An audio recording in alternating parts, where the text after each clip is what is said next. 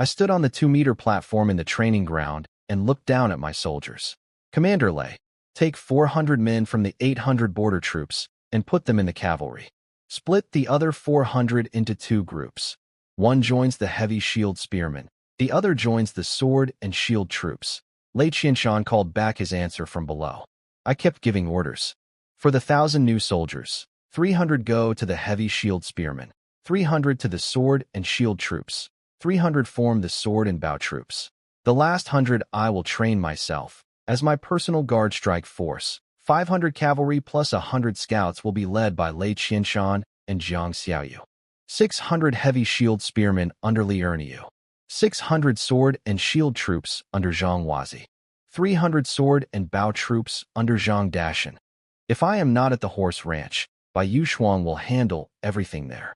If neither of us is around, head instructor Wang Wu will take charge. Is that clear? Over 2,000 soldiers shouted back at once, loud enough to shake the sky.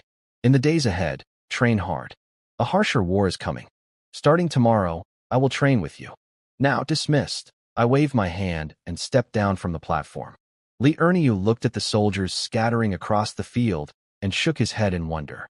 I never thought our army would grow this much in less than a month. Don't just marvel at it, I said. You have 1 day to get your units in order. The big battle is close, and you already know what needs to be done. They all nodded and bowed. I turned to Bai Yushuang and Wang Wu. The days ahead will be hard on both of you. Wang Wu looked uneasy. Tiger, are we going to war again? The Hu tribes still have 60 or 70,000 men stationed in Anshi Commandery.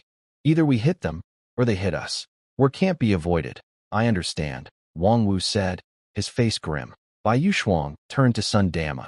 Tomorrow you train with the troops. Riding in the morning, the 8 blood blade strikes in the afternoon. Then I turned to Li Chang'an.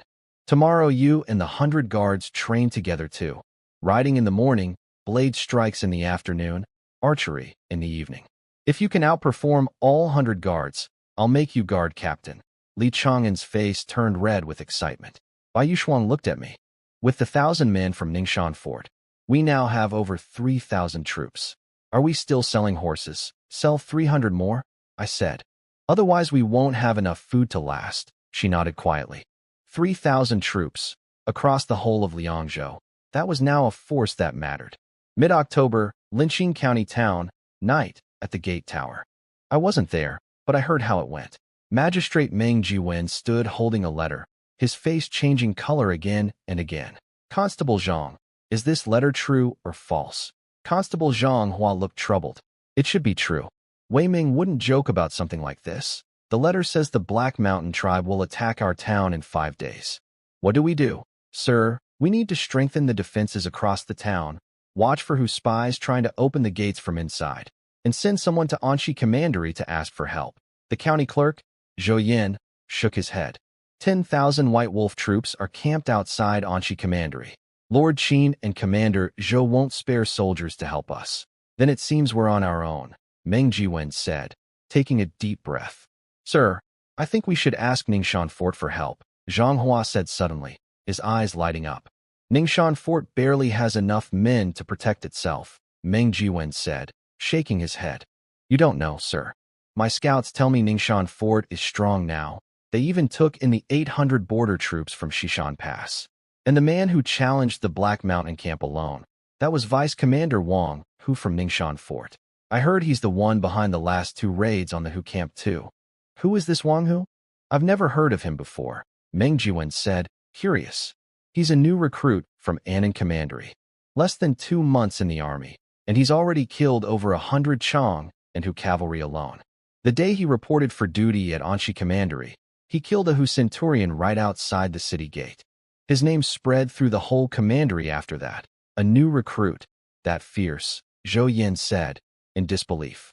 If what you say is true, we can try asking Ningxia Fort and this Vice Commander Wang for help. But will they come? Meng Jiwen asked, worried.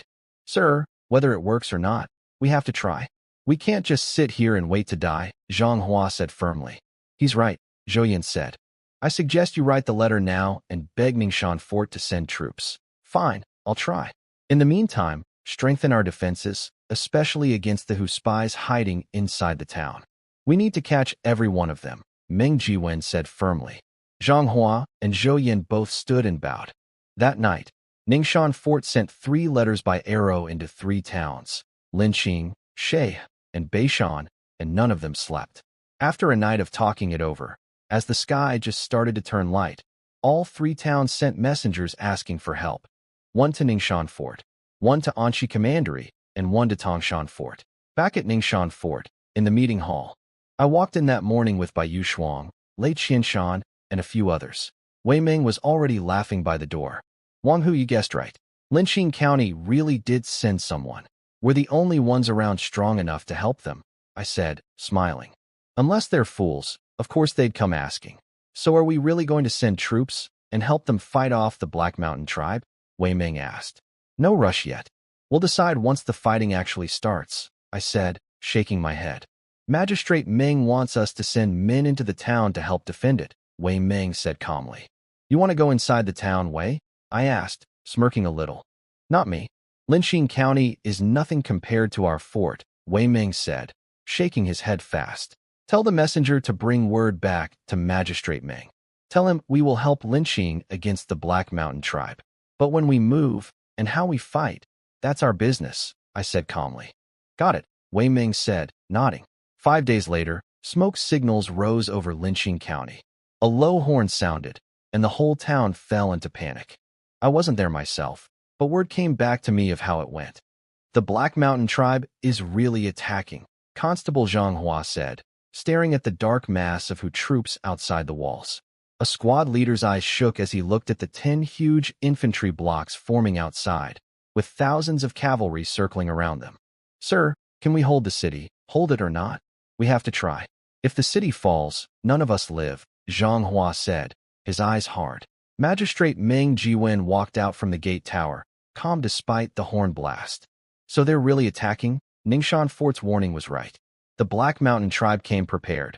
Look, they already have siege ladders and battering rams ready, Zhang Hua said, pointing at the gear outside. Have we caught all the Hu spies? Meng Jiwen asked, his face going pale as he looked at the army of 10,000 outside. Archers are placed at all 4 gates. If any spy shows themselves, we kill them on sight, Zhang Hua said, his eyes sharp. Good. Tell everyone to stay strong. As long as we live, the city stands. If the city falls, we die with it, Meng Jiwen said, drawing his 3-foot sword. Zhang Hua bowed and went to check the wall defenses. Outside, the Hu commander Yu Dashan rode up with his officers to the front of the central infantry block, looking up at the city walls, which stood over 10 meters tall. Sir, our warriors can't wait any longer. Just give the order, a thick-bearded officer said. Tell the warriors, whoever climbs the wall first gets 1,000 gold and the rank of officer, Yu Dashan said, pointing his whip at the wall. The officer struck his chest with his fist and answered loudly. All troops ready. First and second blocks, attack. 2,000 Hu foot soldiers ran forward with ladders, screaming as they charged the wall. Archers ready, Zhang Hua shouted from the wall. 300 paces. 200. 100. 50. Arrows rained down on command. Hundreds of Hu soldiers fell, but many still reached the base of the wall. A bloody siege battle had begun. At the same time, Beishan and Sheikh counties faced the same attack. Luckily, both towns had prepared too, and held off the first wave. What's going on? Weren't the defenses supposed to be weak? Where are our spies inside the city? Yu Dashan's face turned dark as he watched nearly 1,000 of his 2,000 men fall in the blink of an eye. A thin officer in charge of spies looked confused. 5 days ago, the reports from inside showed nothing wrong. I don't know why their defenses suddenly got stronger. You fool. Has anyone sent word from inside these past few days? Yu Dashan shouted, a bad feeling growing in him. The city went under lockdown these past few days. No one in, no one out. That's why no reports came through, the officer admitted, ashamed. Idiot. 5 days with no word, and the city on lockdown. That means they already knew we were coming, Yu Dashan said, furious. Should we keep attacking then? An officer asked carefully. There's no turning back now. I refuse to believe 15,000 men can't take one small county town. Tell everyone to attack with everything. We don't stop until Linqing falls, Yu Dashan ordered coldly. The officers around him bowed in obedience. At sunset, Back at Ningxia Fort, I sat in the hall with the others, waiting. A scout ran in. Report, the Black Mountain Army has pulled back to camp. Linqing County still stands. Everyone in the hall let out a breath of relief. Tiger was right. The Who really didn't take Linqing on the first day, Chen Ergus said, full of respect. The Black Mountain tribe wasn't fully ready on day one. They were counting on spies inside the city to help them, so they held back their full strength, I said, eyes narrowing. What matters now is tomorrow and the day after. If Linqing holds tomorrow too, we need to get ready to move. And if Linqing can't hold tomorrow, Chen Feng asked, hesitant. Then it'll be our turn to defend, I said, smirking at myself. Linqing has almost 4,000 soldiers and support troops together, plus over 10,000 able-bodied refugees inside. If they can't hold for even 2 days, there's no point sending help anyway, Li Jun said coldly. Magistrate Meng and Constable Zhang aren't fools. Holding for 2 days shouldn't be a problem. The real question is, what do we do on the 3rd day? Wei Ming said, looking straight at me. Which is the strongest cavalry unit in our whole empire? I asked suddenly. That would be the Black Cavalry, 20,000 strong, guarding the capital Yong'an, Wei Ming answered, not understanding why I asked. Then the day after tomorrow, we'll send the Black Cavalry to save Linqing County, I said, smiling. Where would we get Black Cavalry from? Li Erniu asked, confused. Wei Ming's eyes lit up with understanding. You mean dress our own cavalry up as the Black Cavalry, then attack the Black Mountain tribe? Exactly. We have 600 cavalry now. Tie branches to the horses' tails to kick up dust. Make it look like thousands of riders are charging. Even if it doesn't scare them off completely, it'll shake them hard, I explained. And if they don't fall for it? Are we really going to throw 600 riders against their thousands head-on? Bai Yushuang's eyes flashed with anger at the idea of me dressing up as the Black Cavalry. When 2 warriors meet on a narrow road, the braver one wins. If they see through it, then we fight to the death, I said calmly. Lei Qinshan stood up. I agree with Tiger. When 2 meet on a narrow road, the braver one wins. If we can beat back their first wave of cavalry, we can stop their whole attack. Wei Ming thought the plan was risky, but there didn't seem to be a better one on the table. Xiaoyu stood up. I agree with Tiger's plan. Worst case, we die. I'm not cavalry, but I'm with the plan too, Li Erniu said, raising his hand. Me too, Goa said. Agreed, agreed, agreed. The voices kept coming. Only Wei Ming and Bai Yushuang hadn't spoken yet. I'm with Wang whose plan too, Wei Ming said, raising his hand. I turned to Bai Yushuang, who had her lips pressed tight. Don't worry. With me there, I won't let our brothers die for nothing. She took a deep breath. I agree. Then it's settled, Wei Ming said firmly. Everyone, including me, follows Wang Hu's orders from here. Everyone bowed in agreement. 2 days later, at Linqing County, under the noon sun, a squad leader, blood on his face, walked up to Magistrate Meng and Constable Zhang, his voice rough. Sir, our losses are heavy. We can't hold much longer. Hold anyway. Send the reserves up to the wall. We hold until the Who retreat, Zhang Hua said, his bloodshot eyes wide. The squad leader bowed and brought the last 800 reserve troops up to the wall. 3 days of constant attack had nearly wiped out Linqing's soldiers. Only this last group of 800 remained. Sir, once these 800 are gone, we'll have to put the able-bodied men of the town on the wall, Zhang Hua said, looking out at the Hu infantry forming up again outside. Any word from Ningxia Fort? Meng Jiwen asked, looking toward the southwest. Nothing. And even if they sent help, with the Hu still having 10,000 men out there, it might not matter, Zhang Hua said, looking at the 8 infantry blocks outside. The Black Mountain tribe has gone all in. They've turned 90% of their cavalry into foot soldiers now. They won't stop until they take this town, Meng Jiwen said, worry on his face. Their losses are just as bad as ours. If the city falls, they'll slaughter everyone to vent their anger, Zhang Hua said, despair creeping into his eyes. Then we cannot lose. Even if every able-bodied man in this city dies, the Hu will not set foot inside, Meng Jiwen said, raising his sword, his eyes set. Don't worry, sir. I'll hold them back even if it kills me, Zhang Hua said, grinding his teeth as he watched the Hu army surge forward. The horn sounded again, low and heavy. 8,000 Hu soldiers charged Linqing County like a flood. Catapults and archers pinned down the defenders so hard that Meng Jiwen and Zhang Hua couldn't even lift their heads. Outside, the Hu commander Yu Dashan, his face dark with rage, gave the order for a full attack. Today, lynching falls. I'll drink from the magistrate's skull. 3 days of siege had cost the Black Mountain tribe heavily. Fewer than 10,000 fighters remained. Now everyone except 2,000 scouts on patrol had joined the assault. He wanted to take the city today, then unleash his fury inside it. He'd already decided. Kill every man, young or old.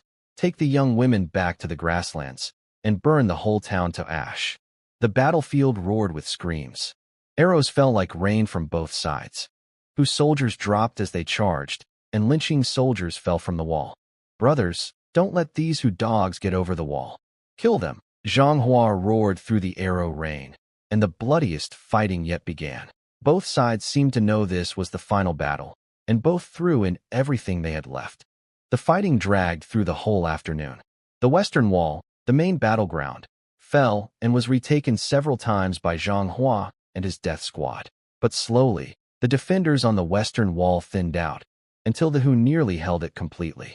Zhang Hua pulled back with about 100 men to the gate tower, his face hollow. Magistrate, we're losing. So be it. I've been magistrate of Lynching for 3 years. Today I die with this town, Meng Jiwen said, and reached for his sword to end his own life. Wait, magistrate. Look outside the city. Zhang Hua grabbed the sword from his hand and pointed southwest. A deep rumble of hooves rolled across the battlefield like a war drum pounding in everyone's chest.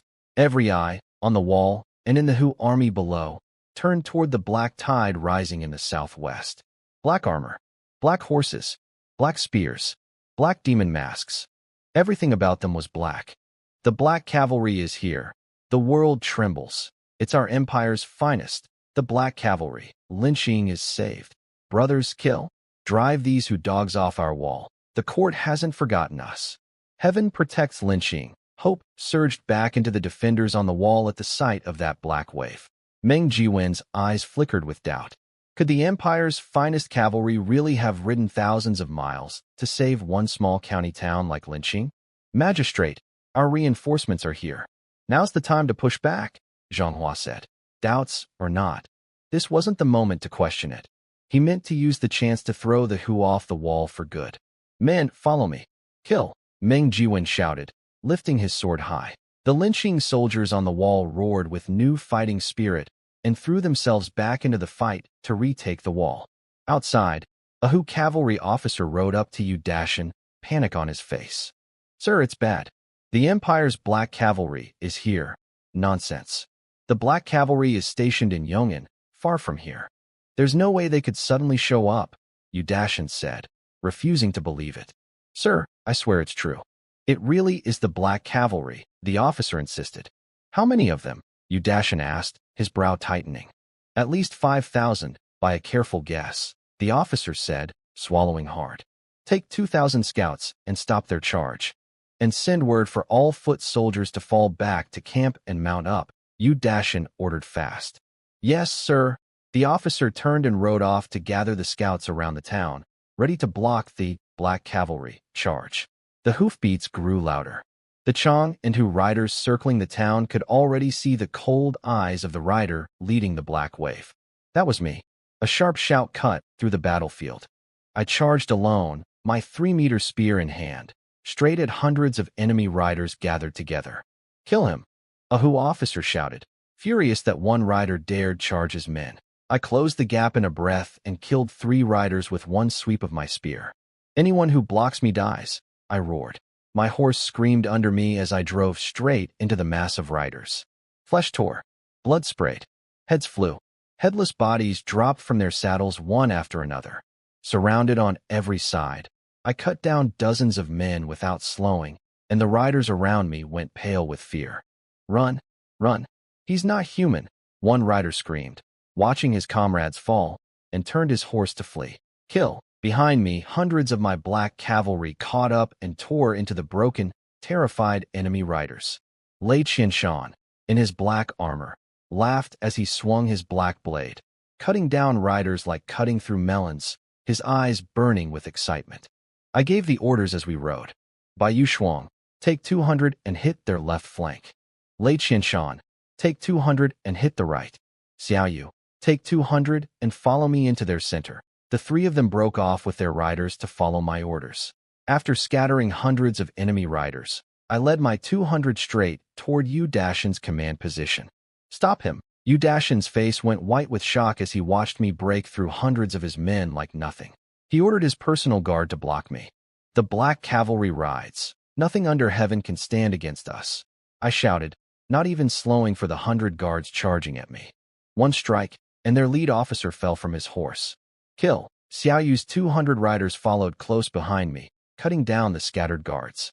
My eyes found Yu Dashan through the chaos, surrounded by his men, and I drove my horse straight at him. Stop him! Stop him! Now! Yu Dashan shouted, his face draining of color as he felt my eyes lock onto him. Anyone who blocks me dies. My spear swept through anyone who got close. No one could reach me. Bodies piled up behind my horse as I rode. Sir, retreat. This man is unstoppable. None of us can hold him back. An officer shouted at Yu Dashan, panic in his voice. Yu Dashan's face twisted with rage, but he finally gave the order to retreat. You won't escape me, I said, and pushed my horse harder, cutting down every rider who tried to slow me on the way. Protect the commander. Run, for officers rode together to block my path, hoping to buy Yu Dashan time. Worthless dogs, you dare stand in my way? My eyes went cold. My spear struck 4 times like lightning, and all 4 officers fell. 4 officers together couldn't land a single hit on him. This man is a monster. Run, run, he's not human. Heaven sent him to punish us. Wait for me. I don't want to die. The Chang and Hu riders broke completely, fleeing in every direction. By then, Bai Shuang and Lei Qianshan's 400 riders had already smashed into the Hu infantry, and the whole battlefield dissolved into chaos. With no more riders left to block me, I caught up to Yu Dashan as he tried to flee. My spear became a black dragon and punched straight through his heavy body. He let out a scream that tore across the battlefield as I lifted his massive body into the air on the end of my spear, his death ugly and complete. The commander is dead. Run, run, the Qian killed our commander. Commander, retreat. Fall back to Shishan Pass. Seeing Yu Dashan killed in one strike, the remaining riders broke completely. Panic spread through the whole battlefield. Brothers, kill. As the Hu army collapsed into full retreat, Wei Meng and the others, who had been hiding 3 miles back, brought 2,500 foot soldiers pushing onto the field. Zhang Hua, who had just retaken the wall, saw the Wei banner appear on the battlefield, his face lighting up. It's Ningxia Fort's troops. The Hu army is breaking. Constable Zhang, I order you now. Take all the men in the city and chase down these Hu dogs, Meng Jiwen shouted, full of fire. Zhang Hua bowed and led over 1,000 soldiers charging out through the gates. I lifted Yu Dashan's body on my black iron spear and shouted across the battlefield, the chieftain is dead. Who dares face me now? Chen Feng, Goa, and Li Erniu's infantry reached the edge of the field, cutting down the scattered Chang and Hu riders and foot soldiers one by one. Seeing the enemy completely broken, I called all my cavalry together, ready to push the attack into their camp. Lei Qianshan here, Jiang Xiaoyu here, Bai Shuang here. The 3 of them gathered with their 600 riders around me, every one of them looking at me. With something like, "Oh, men, follow me, charge." I threw Yu Dashan's body to the ground and led the 600 riders straight at the Hu camp. Bai Shuang, Lei Qianshan, and Jiang Xiaoyu roared and rode hard behind me, straight into the enemy camp. I led the charge, my spears sweeping aside the wooden barricade at the camp gate, sending it flying 10 meters through the air. My 600 riders poured in behind me, cutting down riders still scrambling onto their horses. The fighting ran from evening into deep night, until the main Hu force broke completely. Only then did I call off the chase. At the gates of Linqing County, Meng Jiwen walked out, blood covering him, his eyes full of disbelief as he watched my men and the town's soldiers clearing the battlefield. We really won. Magistrate, these men are officers from Ningxia Fort. They're the ones who led the fight against the Black Mountain tribe, Zhang Hua said, bringing Chen Feng, Goa, Li Erniu, and Chun Ergu to the gate. Where is General Wei? Meng Jiwen asked, confused. Our commander had other matters to handle, so he sent us to bring help to Linqing. Chun Feng answered for the group. Whatever the reason, thank you all for coming. I'm grateful beyond words, and so are the people of this town, Meng Jiwen said, bowing low without any pride in his manner. No need for that, sir. This is just our duty, Chin Feng said, bowing back. General, were those black-armored riders the black cavalry from Yong'an? Meng Jiwen asked, hope in his eyes. Chin Feng laughed. No, that wasn't the black cavalry. That was Tiger's own black-armored cavalry, his own creation. And who is this Tiger you speak of? Meng Jiwen asked quietly, though he had already guessed. Tiger is Wang Hu, our vice commander at Ningxia Fort. He's still chasing down the last of the Black Mountain forces with his black cavalry. He should be back soon, Chin Feng said, pride clear on his face. A messenger rode up. Officer Chun, Tiger's orders. No soldiers enter the town. Everyone stays at the Hu camp instead, and no one comes or goes from the camp without his order. Tell Tiger that Chin Feng accepts the order and will head to the camp right away. Chin Feng said, serious. The messenger rode off without even glancing at Meng Jiwen or Zhang Hua. Magistrate, you heard the order. We'll be on our way, Chin Feng said, bowing to Meng Jiwen before leading his men off. An official trailing behind Meng Jiwen muttered, this Tiger sure has some nerve. Zhang Hua turned with a sharp look, and the official shrank back, saying nothing more. If General Wang hadn't crushed the Hu army, none of you would even be standing here to complain, County Clerk Zhou Yin said coldly. Constable Zhang, Clerk Zhou, I leave the town in your hands. Keep the gates shut tight tonight, in case the Hu come back, Meng Jiwen said calmly. Both men bowed. At the Black Mountain camp, Xiaoyu came running up to me after checking the whole place over. Tiger, we hit the jackpot. 10,000 war horses and mountains of food. I pulled off my black iron mask, my eyes sharp. Once Chin Feng and the others take over the camp, all of you rest up well. Pick 2 horses each. I'm taking you all on something big. I hadn't expected the Black Mountain tribe to fall apart so easily. It changed how I was thinking. The 3 tribes had numbers, sure, but days of attacking that wall had worn them down hard, much weaker than I'd guessed. With their main force crushed, a bold idea started forming in my head. Tiger, we're here, right on cue. Chin Feng and the others rode up to the north gate of the camp.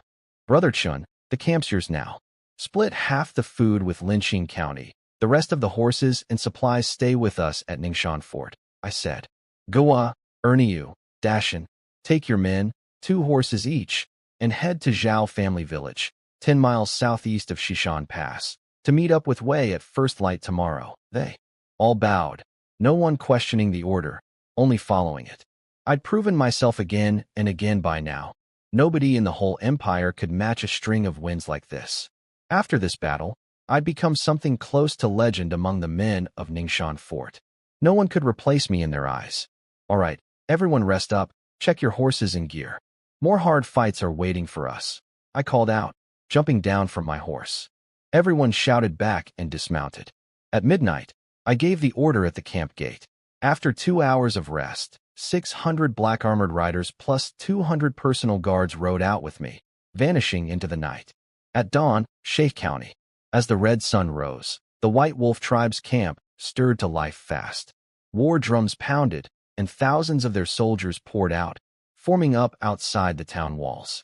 At the camp gate, a White Wolf officer spoke to the young Prince Tai Lu, who sat on his horse. Second Prince, today I will take Sheikh County, or I'll answer for it with my life. Remember those words, General Woli Tai. I'll be waiting for good news, Tai Lu said, his eyes full of killing intent as he looked at the crowded walls of Sheikh. Woli Tai shouted his answer and rode off toward the south gate with 100 personal guards. 10 miles outside Sheikh's south gate, in the woods, Xiaoyu came back from scouting and crouched down next to me. Tiger, the White Wolf tribe is so cocky they didn't even send out scouts. They don't think much of our men at all. The White Wolf tribe has 30,000 men. 10,000 are still watching Anshi Commandery.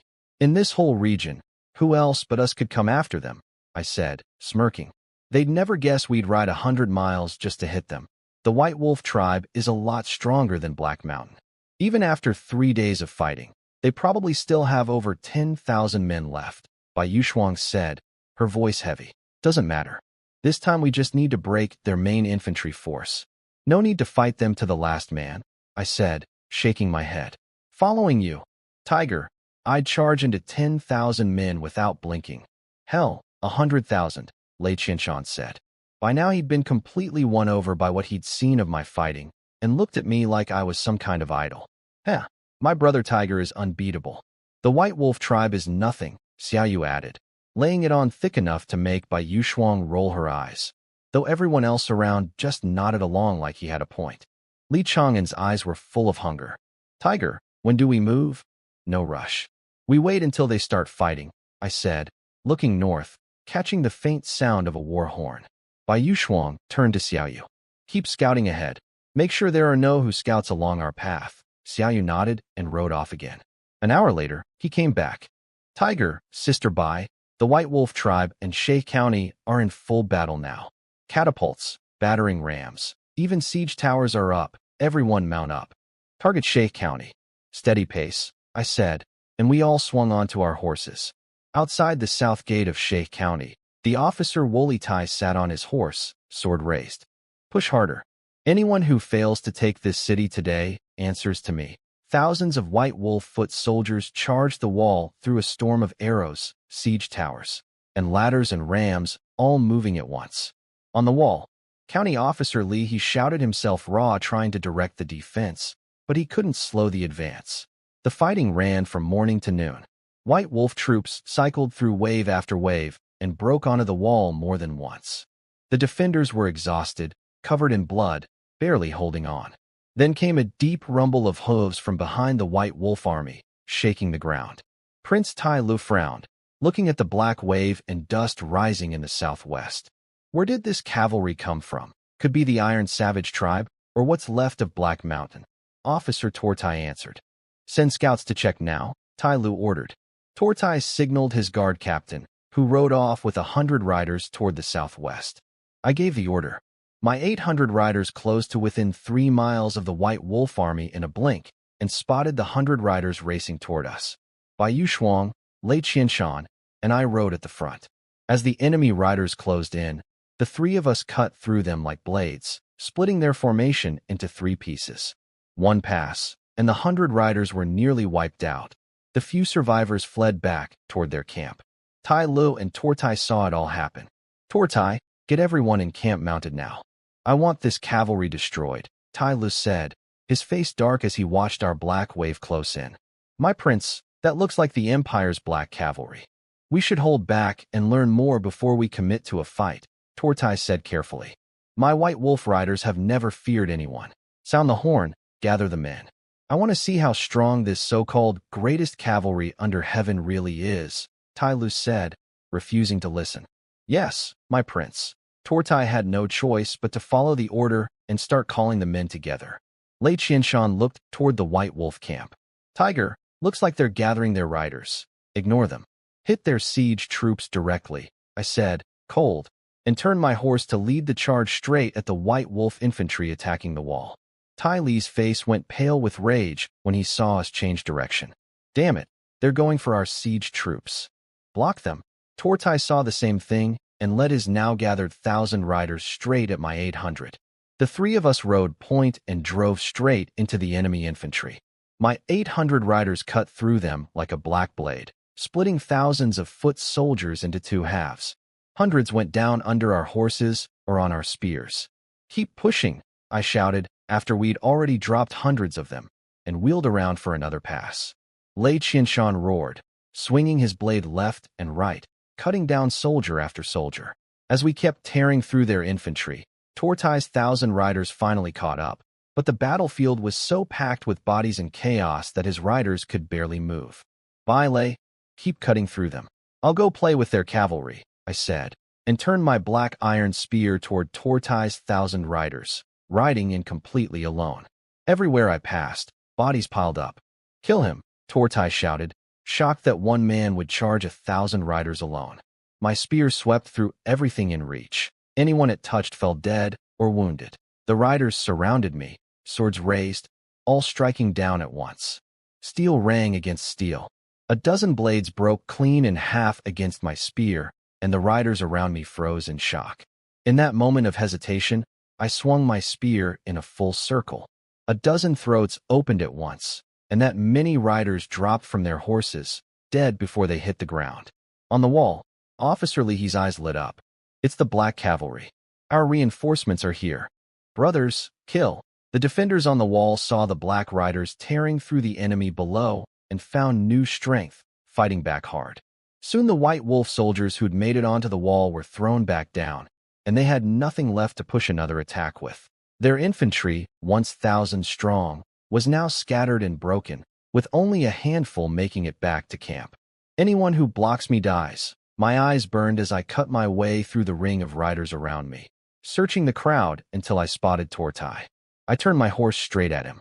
Stop him, Tortai called out, calm despite it all, directing more riders to surround me. Let's see if you can, I said, smiling. Days of killing had pushed my stats through the roof. By now, even a 7th-rank warrior might not be my match. Tortai saw his hundreds of riders couldn't stop me alone on my horse.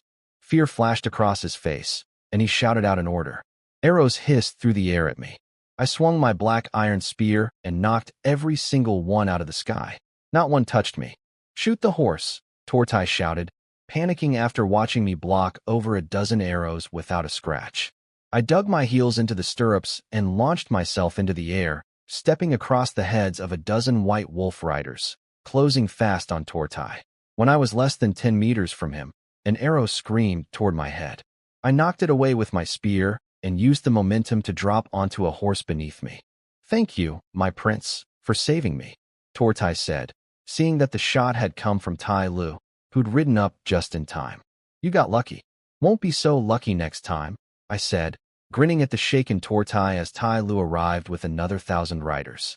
Then I spurred my horse and broke out of the circle. Tai Lu rode up beside Tortai and gave the order to chase me down, swearing he'd capture and kill me. Brothers, fall back, I shouted, riding hard until I reached Bai Yushuang, Lei Qianshan, and the rest. Let's move, Lei Qianshan shouted, and our 800 riders followed me north.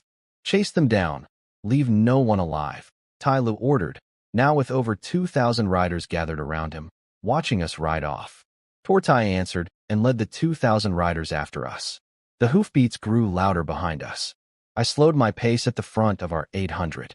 Tiger, they're catching up, Lei Qianshan said, glancing back at the mass of White Wolf riders closing in. It's fine. You all go ahead. I'll hold them off, I said, then turned to Li Chang'an. Give me the bow. I wheeled my horse around, took the bow and quiver from him, and waited quietly for the 2,000 riders to arrive. Bai Yushuang turned to Xiaoyu.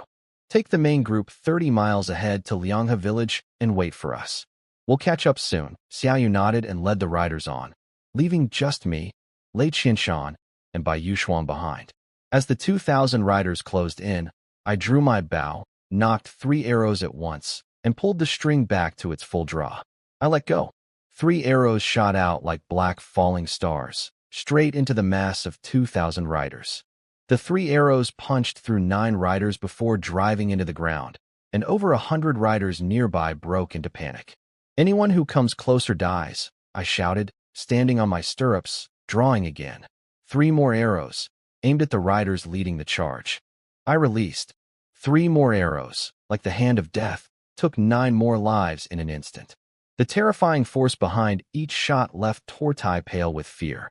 I felt the rush building and drew again, this time aiming straight at Tortai and the well-armored officers near him. The moment I loosed the arrows, Tortai ducked low and dodged the one meant for him. The 2 officers beside him weren't so lucky.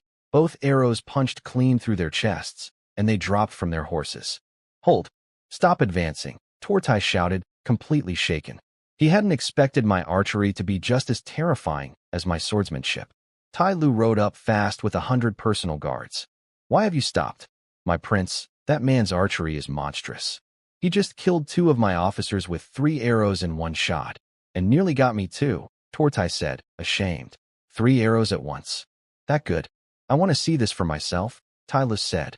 Surrounded by his guards, he rode to the front of the 2,000 riders, his eyes locked on me as I stood on my horse. Care to trade a shot with me? Tai Lu called out, standing on his own horse, 100 paces away. Why not? I said, smirking. Then take this. Tyler set his stance, gripped the bow, drew the string, and let an arrow fly straight at me. A child's trick, I said, unimpressed, and fired 3 arrows of my own, one to meet his arrow head-on, the other 2 aimed at the 2 white wolf banners behind him. Steel rang against steel as my arrow split his arrow clean down the middle at the tip. The broken arrowhead kept flying, slicing forward, straight toward Tai Li's body. "My prince, watch out," Tortai shouted, seeing the broken arrow head straight for him. 2 sharp cracks sounded. Tai Li dodged just in time, but the 2 banners behind him snapped clean in half, sliced through by my other 2 arrows. Tai Li's eyes burned with rage. 3 arrows at once, beating my shot, and cutting down both my banners. "This man cannot be allowed to live. Come after me again, and I'll kill you," I said, firing my last 3 arrows, then turned and rode off with Bai Yu Shuang and the others. Tortai watched us disappear into the distance, his face complicated. He knew this archery duel had hit Tai Li's confidence hard. Tai Lu had always called himself the best archer of the younger generation on the grasslands, and within his first days in the Qian Empire, someone had taught him a brutal lesson. Worse, my last words as I rode off had clearly shaken him. "Not a word of this to anyone today," Tai Lu said, his face dark, turning his horse back toward camp without looking back. "Anyone who disobeys dies." Tortai looked at the county walls still standing, then at the black dots of my riders fading into the distance, and sighed inside. This battle, the White Wolf tribe had lost completely. On the walls of Shay County, Officer Lee he looked out at the scattered bodies below and the White Wolf riders pulling back to camp, his eyes bright with joy. "Brothers, we won. We won. We won. Thank God for those black-armored riders. We held the city." Who were they?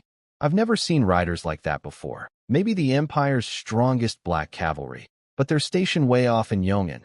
How could they get here so fast? Whoever they were, they're the saviors of Shay County. The soldiers on the wall cheered, celebrating their survival, every one of them grateful to the 800 black-armored riders who had saved their town. At Beishan County, Shay Village, Xiaoyu came riding back from the village. "Tiger, I checked the whole place. No survivors. Every man, woman, and child dead." We rode up to find a dozen young men hanging from a tree at the edge of the village, while Xiaoyu and a few scouts walked out from the houses. "Cut them down. Bury them together," I said, looking up at the bodies, something stirring deep inside me. "And send someone to check on Beishan County, see how the fighting's going there." I'd seen too much of this on the road already. Villages that resisted even a little got slaughtered by the 3 tribes, and the dead men were strung up at the village entrance to scare the other villages around. Xiaoyu nodded, had the bodies brought down, then rode off with 7 or 8 scouts toward Beishan County, a dozen miles away. I turned to Lei Qianshan. "Have everyone rest at the village. Count the men. When Xiaoyu gets back, we move out again." He bowed and went to handle it.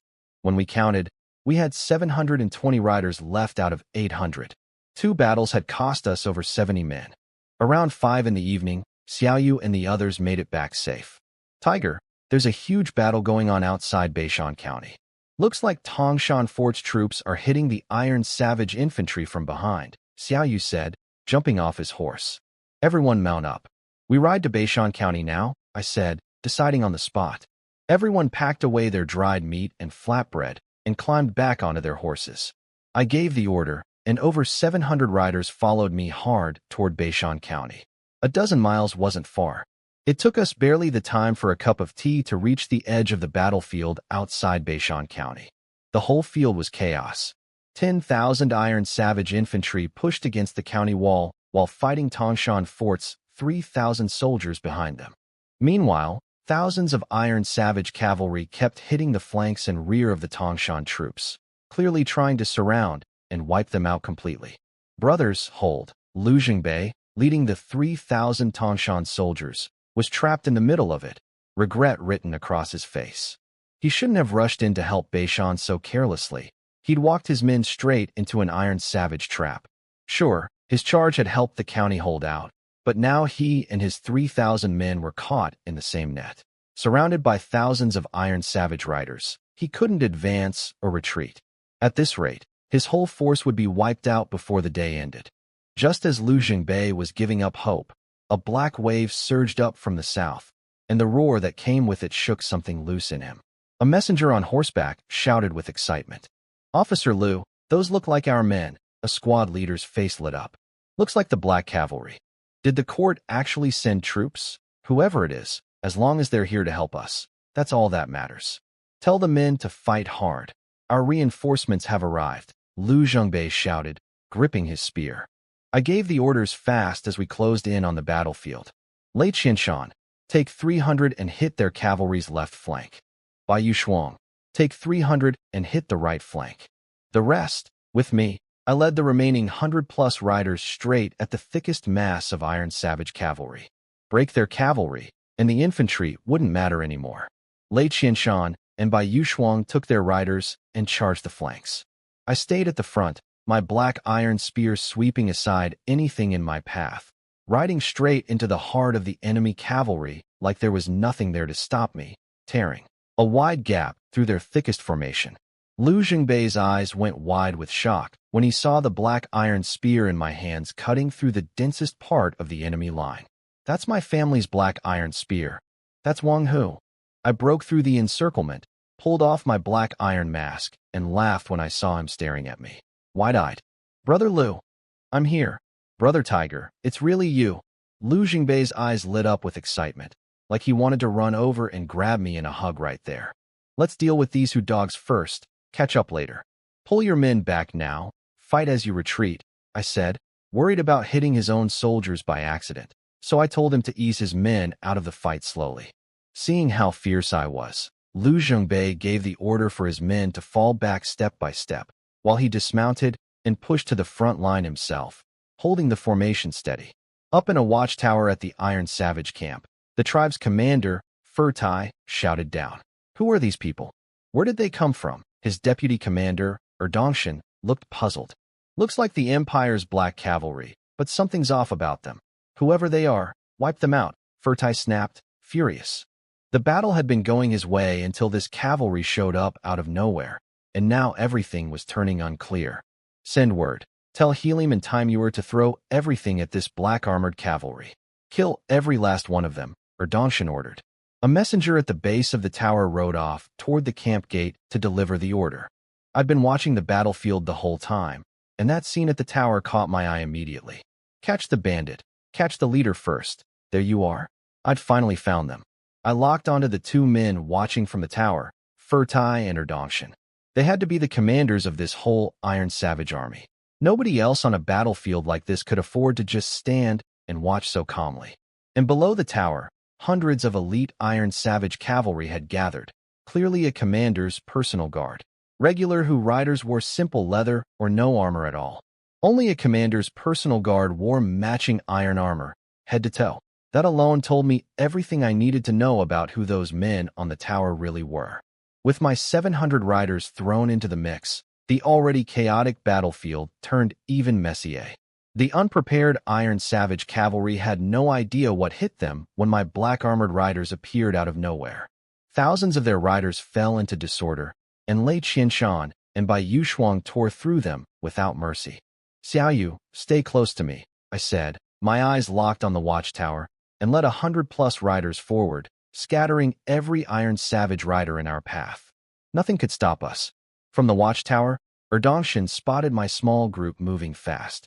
"Furtai, that cavalry looks like it's coming straight for us. 100-something riders daring to charge our camp? Duojier, take care of them," Furtai snapped, full of contempt, ordering one of his officers below. "Yes, General." Duojier took 300 personal guards from the camp and rode out to meet me. "Good, come right in," I said, grinning as I saw them charge out, and drove my spear straight at Duojier leading the pack. Duojier roared and thrust his spear at my chest.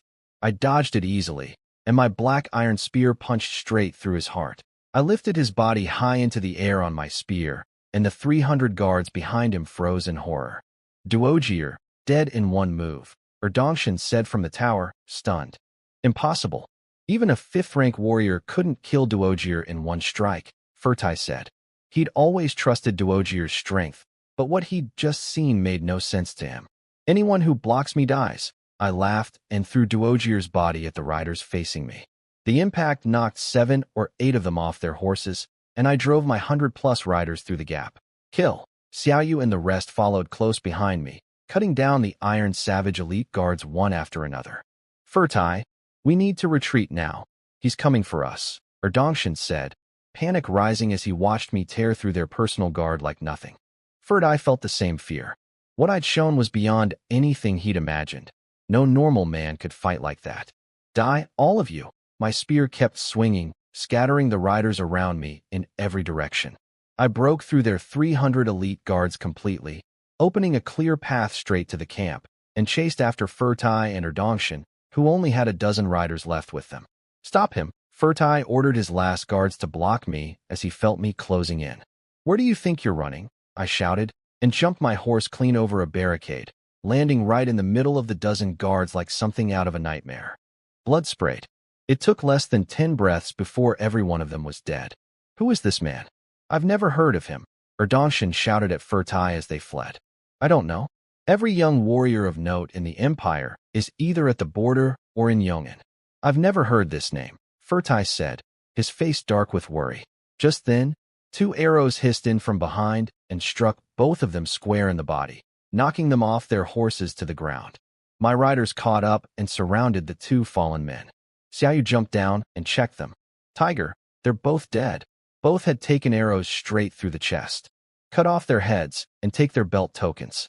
Carry them around the battlefield and announce it 3 times, I said, my voice cold. Xiaoyu nodded and got to work fast, slicing off both heads and pulling 2 golden tokens from their robes. With Xiaoyu holding both heads, I turned my horse and rode out of the camp. Outside, the thousands of Iron Savage cavalry and nearly 10,000 infantry were leaderless now, and the battlefield had turned into total chaos, soldiers breaking and running everywhere. Your commanders are dead. Surrender, and you will not be killed, I shouted as I rode along the edge of the chaos. Your commanders are dead. Surrender, and you will not be killed. Xiaoyu and Li Chang'an rode behind me, each holding a head up on a spear, shouting the same words. Those heads, those are really the 2 commanders. Furtai and Erdongshan are both dead. We've lost. Run. Both commanders are dead. The Qian army is here. Everyone run. With both of their leaders dead, panic spread through the whole battlefield, and Iron Savage riders scattered in every direction. Fall back. Fall back. A few officers gathered together and ordered the infantry to retreat. Seeing the Iron Savage infantry break and run, Lu Zhengbei seized the moment and led his 3,000 Tangshan soldiers in a wild chase. Brothers, kill. On the other side, Lei Qianshan and Bai Yushuang joined their riders together and began chasing down the fleeing Iron Savage cavalry too. Brothers, kill them all. On the walls of Beishan County, Magistrate Wan Dequan watched the enemy break and run, shouting with joy. We won. We won. County Officer Wu Gang bowed. Sir, let me lead men out to chase down these dogs. Go. Get out there fast. Join up with Tangshan Fort and the Black Cavalry to finish them off, Wan Dequan said, waving his hand. Wu Gang bowed and led over 1,000 Beishan soldiers out through the gates in pursuit. The whole battle, from the moment my 700 riders joined in, ran clear into the night before it finally ended. The next morning, after a short rest, Lu Zhengbei and I met up at the gate of the Iron Savage camp, where Magistrate Wan Dequan and his officials were waiting for us. I am Wan Dequan, Magistrate of Beishan County. Greetings to both generals. Thank you for your help in this battle. Without you, this whole county would have burned to the ground, Wan Dequan said, bowing low, real gratitude in his voice. Defending our land and fighting off invaders is simply our duty as soldiers of the Empire. No need for such thanks, Lu Zhengbei said warmly. Magistrate Wan, there are over 2,000 Iron Savage prisoners left in the camp. They're yours to deal with now, I said. May I ask your name, General? Are you with the Black Cavalry? Wan Dequan asked, full of respect. My name is Wang Hu. I'm Vice Commander at Ningxian Fort.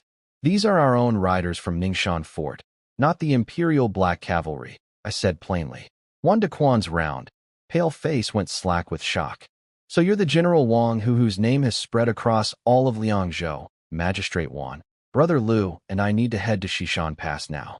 The cleanup here is in your hands, I said plainly, no pride in my voice. His smile faded. Xishan Pass? General, are you planning to take it back? The Black Mountain tribe is already crushed. The White Wolf tribe took heavy losses from my ambush. The Iron Savage tribe has fully collapsed.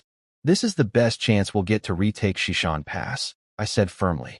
You beat the Black Mountain and White Wolf tribes too? Juan de Quan's shock kept growing.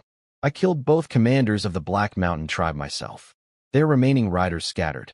I ambushed the White Wolf tribe outside Shea County and cost them over 10,000 men. Counting the 10,000 still watching Anshi Commandery, they should have about 20,000 men left, I said. So, I want to warn you. If I take Shishan Pass, make sure Beishan County keeps its gates well guarded. In case the White Wolf tribe comes for revenge, I understand. Thank you for the warning, General, Juan de Quan said, nodding hard, still stunned. Then we'll be on our way. The supplies and horses in this camp are yours to watch over for now. We'll sort out the split when Brother Liu and I return victorious, I said, mounting my horse, bowing to him. Don't worry, generals. Beishan County won't take a single coin of the Iron Savage spoils. It's all yours to decide, Juan de Quan said, bowing back. The food in the camp, you can hand out to the people. Keep the rest of the horses and supplies sealed for now, Lu Zhongbei said, mounting up beside me. Thank you both. On behalf of the people of Beishan, I'm deeply grateful, Juan de Quan said, bowing almost to 90 degrees. No need for that, magistrate. We're heading out, I said, and Lu Zhongbei and I turned our horses and rode off. After watching us disappear, Officer Wu Gang walked up to Juan de Quan. Sir, what do we do with the 2,000 Iron Savage prisoners in the camp? Juan de Quan's face turned cold. Kill them all. But General Wang shouted that surrendering men wouldn't be killed, Wu Gang said, eyes widening slightly. That was Wang who said it, not me. And besides, how exactly are you planning to guard over 2,000 prisoners? Juan de Quan said. He understood it well enough. Wang Hu had left those prisoners for him on purpose. If he couldn't handle even this much, there'd be no point trying to build a relationship with Wang Hu going forward. Looking at what Wang Hu had pulled off these past few days, it wouldn't be long before the court rewarded him, and he rose fast, becoming a name that mattered in the whole empire. Now was the time to get close to him, not later. Understood, sir, Wu Gang said, nodding, something cold settling into his eyes. Killing prisoners wasn't pretty, but the three Hu tribes had committed terrible crimes across Anshi Commandery. Death was already more mercy than they deserved. With that settled, Wu Gang led over 1,000 Beishan soldiers toward the Iron Savage camp, grim and fast. Soon, screams and pleas for mercy rose from inside the camp. Lu Zhongbei, not far off yet, frowned at the sound. Brother Tiger, did you leave those 2,000 prisoners for Beishan County on purpose? Lu Zhongbei asked, steady on his horse. You think they shouldn't be killed, Brother Lu? I asked back, smiling. He hesitated, then took a deep breath and let it go. Brother Liu, will you come with me to Shishan Pass? I asked, the corner of my mouth lifting. Shishan Pass has high walls, cliffs on both sides, and the Ningyi River running around it. How could we possibly take it with the men we have? Lu Zhongbei said, realizing I actually meant to go through with it. The Iron Savage and Black Mountain tribes are both broken now. Only the White Wolf tribe still has 20,000 men left. If we move on Shishan Pass before they can react, we can take it, I said. And I'll tell you straight, Brother Liu, days ago, I already sent Wei Meng with a few hundred men, dressed as Black Mountain stragglers, to hide at Zhao family village, 10 miles southeast of the pass. On top of that, 2,000 of my own Ningxia Fort troops are already on their way there too. All I need now is your word. Lu Zhongbei's face hardened. If you trust me that much, I'll throw in with you, even if it costs me my life. Huh? I knew you'd say yes, I said, laughing. 10 miles southeast of Shishan Pass, at Zhao family village, in a small old courtyard. Xiaoyu rode in with a dozen scouts and found Wei Meng fast. Commander Wei, Tiger sent me to tell you. Tonight, around 2 in the morning, we launched the full attack on Shishan Pass. Make sure you take the east gate and open it before then. Did Wang Hu really beat both the White Wolf and Iron Savage tribes? Wei Meng asked, shocked to see Xiaoyu. We ambushed the White Wolf and hit them hard. The Iron Savage tribe got completely crushed. Tiger killed both of their commanders himself, with arrows, Xiaoyu said, grinning ear to ear. This Wang Hu. He's something else, Wei Meng said, full of awe. Beside him, Gowa, Li Erniu, Zhang Dashan, and the other old lynching soldiers all wore the same proud look. Go back and tell Wang Hu I'll have the gate open by 2 in the morning, no question. I'll light the signal fire on the tower, and I'll have everyone tie white cloth on their arms so he doesn't cut down the wrong people, Wei Ming said, clapping Xiaoyu on the shoulder. Xiaoyu nodded and rode off again with his scouts. Wei Ming turned to Gua and the others. Tonight, the 3 of you sneak your men to within 3 miles of the pass. Watch for the signal fire too, then charge in with Wang Hu's group. The 3 of them nodded and went back to their men.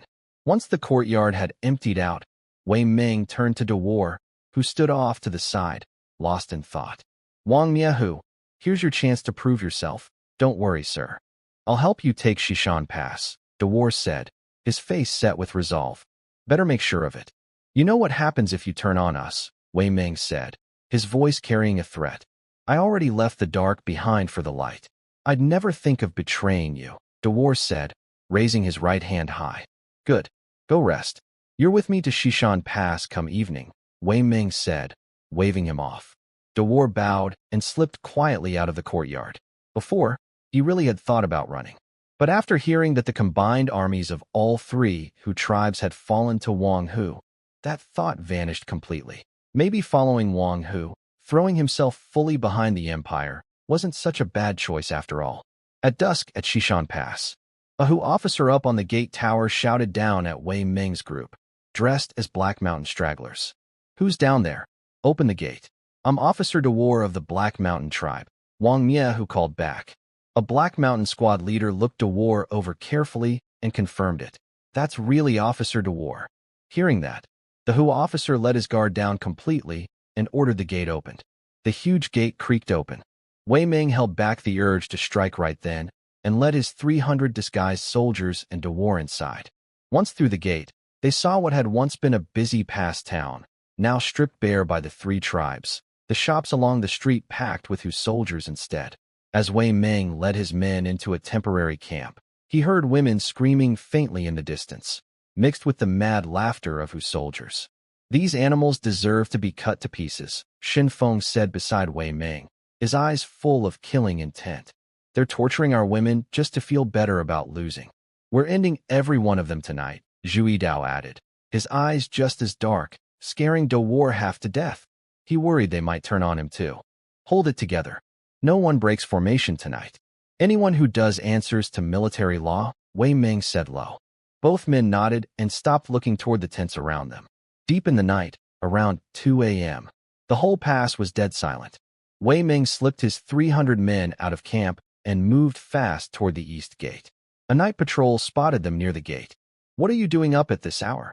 We're here to kill you, Wei Ming said, and cut down their squad leader with one stroke. The rest of the patrol vanished under his 300 men in seconds. After clearing 3 patrols along the way, they reached the gate. Shin Feng, take 100 men up the wall from the left. Zhu Dao, take 100 from the right. Once we control the gate tower, light the signal fire, Wei Ming said quietly. Both men bowed and pushed up the stairs on either side fast. What do you want? The gate guard shouted, seeing them coming. Wei Ming didn't waste words. He and his 100 men cut down the dozen guards at the gate fast. At the same time, Shin Feng and Zhu Dao fought their way up the tower and lit the signal fire. Flames crackled to life, lighting up half the pass and waking up Hu soldiers all around. What's going on? Who lit that fire? White Wolf Commander Wamuli stumbled out of his tent, 2 women in his arms moments before, staring up at the burning tower in fury. A squad leader ran up and dropped to one knee, panicked. Sir, someone killed our patrols and took the east gate. Damn it. Gather everyone. Take that gate back now, Wamuli roared, a bad feeling growing in his chest. He'd noticed something was wrong these past 2 days, with Black Mountain stragglers trickling back into the pass. But he never expected anyone to actually dare raid Shishan Pass itself.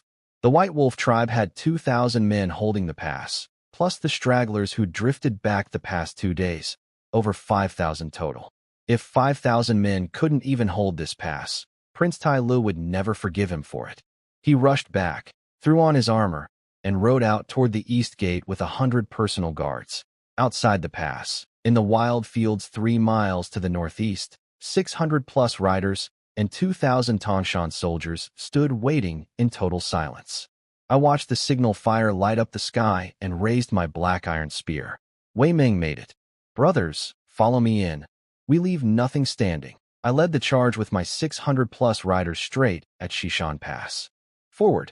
Target, Xishan Pass. Lu Jingbei gave the order too, and his 2,000 Tangshan soldiers followed close behind my riders. On the other side, Gowa, Li Erniu, and Zhang Dashan brought their 2,000 Qingyang Valley troops rushing in as well. At the gate, Wei Ming and 200 men held the line against the flood of whose soldiers pouring down the streets.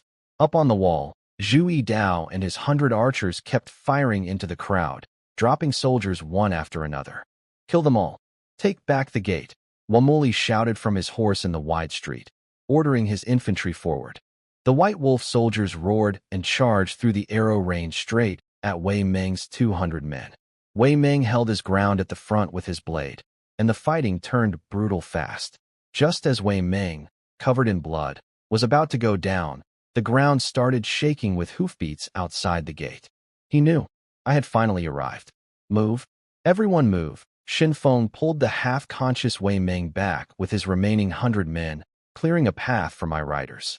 I rode in first, breaking through the gate, my black iron spear cutting down the White Wolf soldiers in my path with ease. My 600-plus riders poured in behind me, and we tore straight through from the east gate to the west gate without slowing down. The White Wolf defenders fell apart completely under the charge. Wamuli himself fled the pass with whoever he could grab. Kill! Kill! Kill!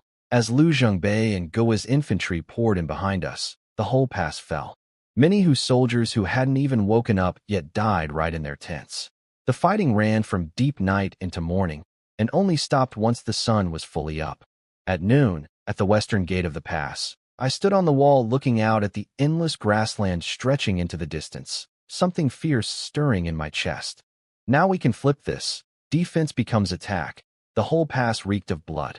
The main streets were covered in bodies and torn limbs. Rivers of blood ran out from the pass into the Ningyi River beyond the walls. Xiaoyu climbed up to the wall. Tiger, Officer Lu wants to know what's next.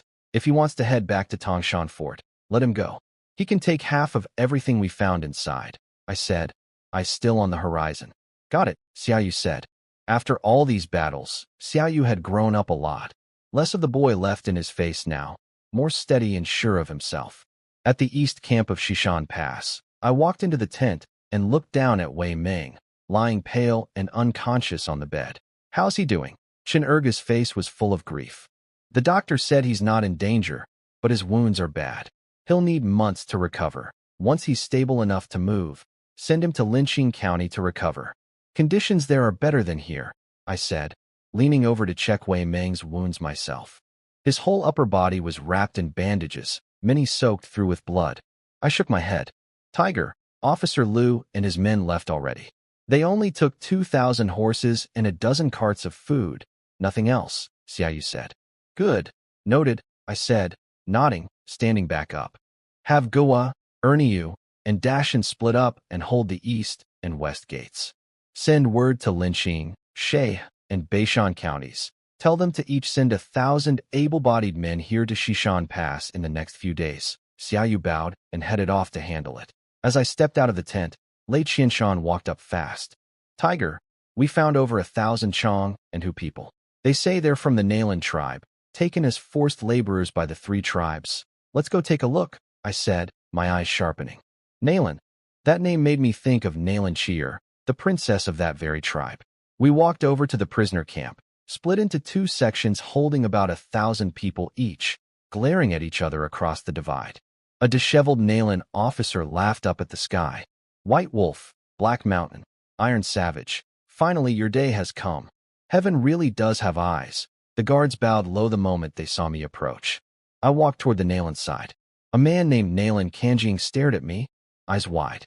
You're the Qian warrior who beat the White Wolf, Black Mountain, and Iron Savage tribes. Who are you? Do you know Nalan Chier? I asked, face calm.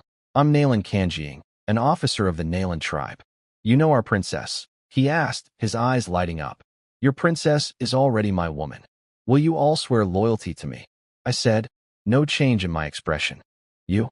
You're our tribe's son-in-law." His eyes went strange, like he couldn't quite believe it. "Is that a problem?" I said, my mouth twitching slightly. "We greet our lord." Nalan Kanjing dropped to one knee and shouted it out, and the whole Nalan group followed, kneeling around him. "Get up. In a few days I'll have Nalan Chiir come see you. As for the prisoners from the 3 tribes, they're yours to deal with," I said. "Give them 200 sabers." With that, I turned and left the camp. "Watch them close. Anyone who tries to rush the camp dies on sight," Lei Qianshan told the 300 black-armored riders standing guard. The riders sat their horses quietly, watching the prisoner camp, calm as stone. Soon, 100+ soldiers dumped 2 baskets of sabers in front of the Nalan group and pulled back fast, taking up position outside. Nalan Kanjing picked up a blood-stained blade first, his eyes turning vicious. "Brothers, it's time for revenge. Kill them all." 200 Nalan tribesmen grabbed the sabers and charged at the terrified prisoners from the 3 tribes. Nalan Kanjing cut down a white wolf prisoner with the first strike, and a brutal slaughter swept through the camp. Shen Feng and Zhu Yidao, watching from outside, shook their heads in awe. "Leave it to Tiger." A few words, and a big problem just solved itself. No kidding. On the wall of the east gate, a middle-aged clerk, just freed from the prisoner camp, walked up to me carefully. "General, we've finished counting everything inside. Food, supplies, horses, women, and craftsmen." "Tell me," I said, eyes fixed on the White Wolf cavalry charging toward us in the distance. He cleared his throat. "Right now we have over 20,000 pickles of grain, 17 chests of gold and jewels, 1,200,000 strings of copper coin, and over 3,200 horses. Plus over 2,400 women, more than 600 craftsmen, and 1,078 Nalan prisoners. That's the full count, General." I stayed quiet for a moment, then said, 100 taels for every soldier who died, 80 taels for the wounded, 50 taels for everyone else. And send all the women, craftsmen, gold, and jewels to Ningxuan Fort the day after tomorrow." "Yes, General." The clerk's face went slack with shock at how much I was handing out. "Everyone, get ready to fight," I shouted, watching the White Wolf riders close to under 100 meters from the gate. "Fight! Fight! Fight!" The soldiers on the wall had heard everything I'd just said, and the news lit a fire under all of them. 100 taels was enough for a family of 4 to live for 10 years. 50 taels alone was the kind of money that changed a man's life. Below the wall, Prince Tai Lu, on his horse, looked up at the roar coming from the pass, confusion and unease in his eyes. "My prince, it looks like the Qian people have taken Shishan Pass," Officer Woli Tai said, staring at the banner on the wall, no longer the White Wolf banner, but the red dragon flag of the Qian Empire. "That fool Wamuli, I'll have him cut into 1,000 pieces," Tai Lu said, recognizing the banner. And then he saw the one face he least wanted to see. "Shishan Pass belongs to the Qian Empire again. Come and try to take it back if you've got the nerve," I shouted down from the wall, full of swagger. "Damn it, attack!" Tai Lu roared, furious. "My prince, don't. This pass is impossible to take by force. We should go around, back to the grasslands," Woli Tai said quickly. "Damn it! Damn it!" Tai Li's eyes burned with hate, wishing he could fly up the wall and take my head off himself. The 3 tribes had sent 70,000 men out on this campaign. Now only the White Wolf's 20,000 remained. Black Mountain and Iron Savage both wiped out completely. For the whole Chong and Hu alliance, it was a humiliation beyond words. After a moment to cool down, Tai Lu took a deep breath and led his army fast toward the Bailey Kingdom instead. To get back to the grasslands now, he'd have to go around through Bailey, cross the Ningyi River, and cut through rough mountain roads to reach home. Li Erniu watched the White Wolf army shrink into the distance, his face lit up with excitement. "Tiger," the White Wolf tribe pulled back. "Did we really win this?" "Yeah, we won," I said, eyes burning bright. "We did it. We really won," Li Erniu shouted. Nearly 1,000 soldiers on the wall roared together, the sound rolling across the whole pass. Inside, the rescued women and craftsmen broke down in tears of relief. Lei Qianshan, Bai Yushuang, Goa, Zhang Dashan, and Chun Ergu all gathered on the wall, watching me with expectant eyes. "Tiger, I want to write to the Imperial Court as Deputy Commander of Shishan Pass, using the fastest courier route, sending everything that's happened over these past days straight to the Ministry of War. Will you allow it? Lei Qianshan asked. Granted, I said, waving a hand. Also make 2 copies. One for Lord Qin, the commandery governor, and one for Liangzhou City. Those 2 can go out later, no rush. Lei Qianshan bowed and headed off fast to handle it. Congratulations. Looks like a promotion is coming your way, Bai Yushuang said, walking up beside me, looking out at the wide Ningyi River flowing quietly past the pass. Same to you. Your promotion's coming too, I said, smiling. What's next then? She asked, a little uneasy. She already knew about the 1,000+ Nalan people I'd taken under my wing. First, I want to build a cavalry force of 3,000. You, Lei Qianshan, and Nalan Kanjing each lead 1,000. Everything else, we'll figure out later, I said without hesitation. You really do love your cavalry. Don't think much of infantry, do you? She said, smirking slightly. It's not that I look down on infantry. Cavalry has speed and the strongest attack power both. If we want to keep the grassland tribes in check, we need a cavalry force strong enough to crush them outright, I said, watching the white wolf riders disappear over the horizon. That makes sense.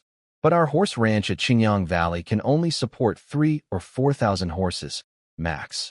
Any more, and there's no room, she said, clearly impressed that I'd thought this far ahead. Then we find a new ranch. If there isn't one, we take a piece of the grassland for ourselves, I said, eyes sharp. She had nothing to say to that, just thought I was getting more ambitious by the day.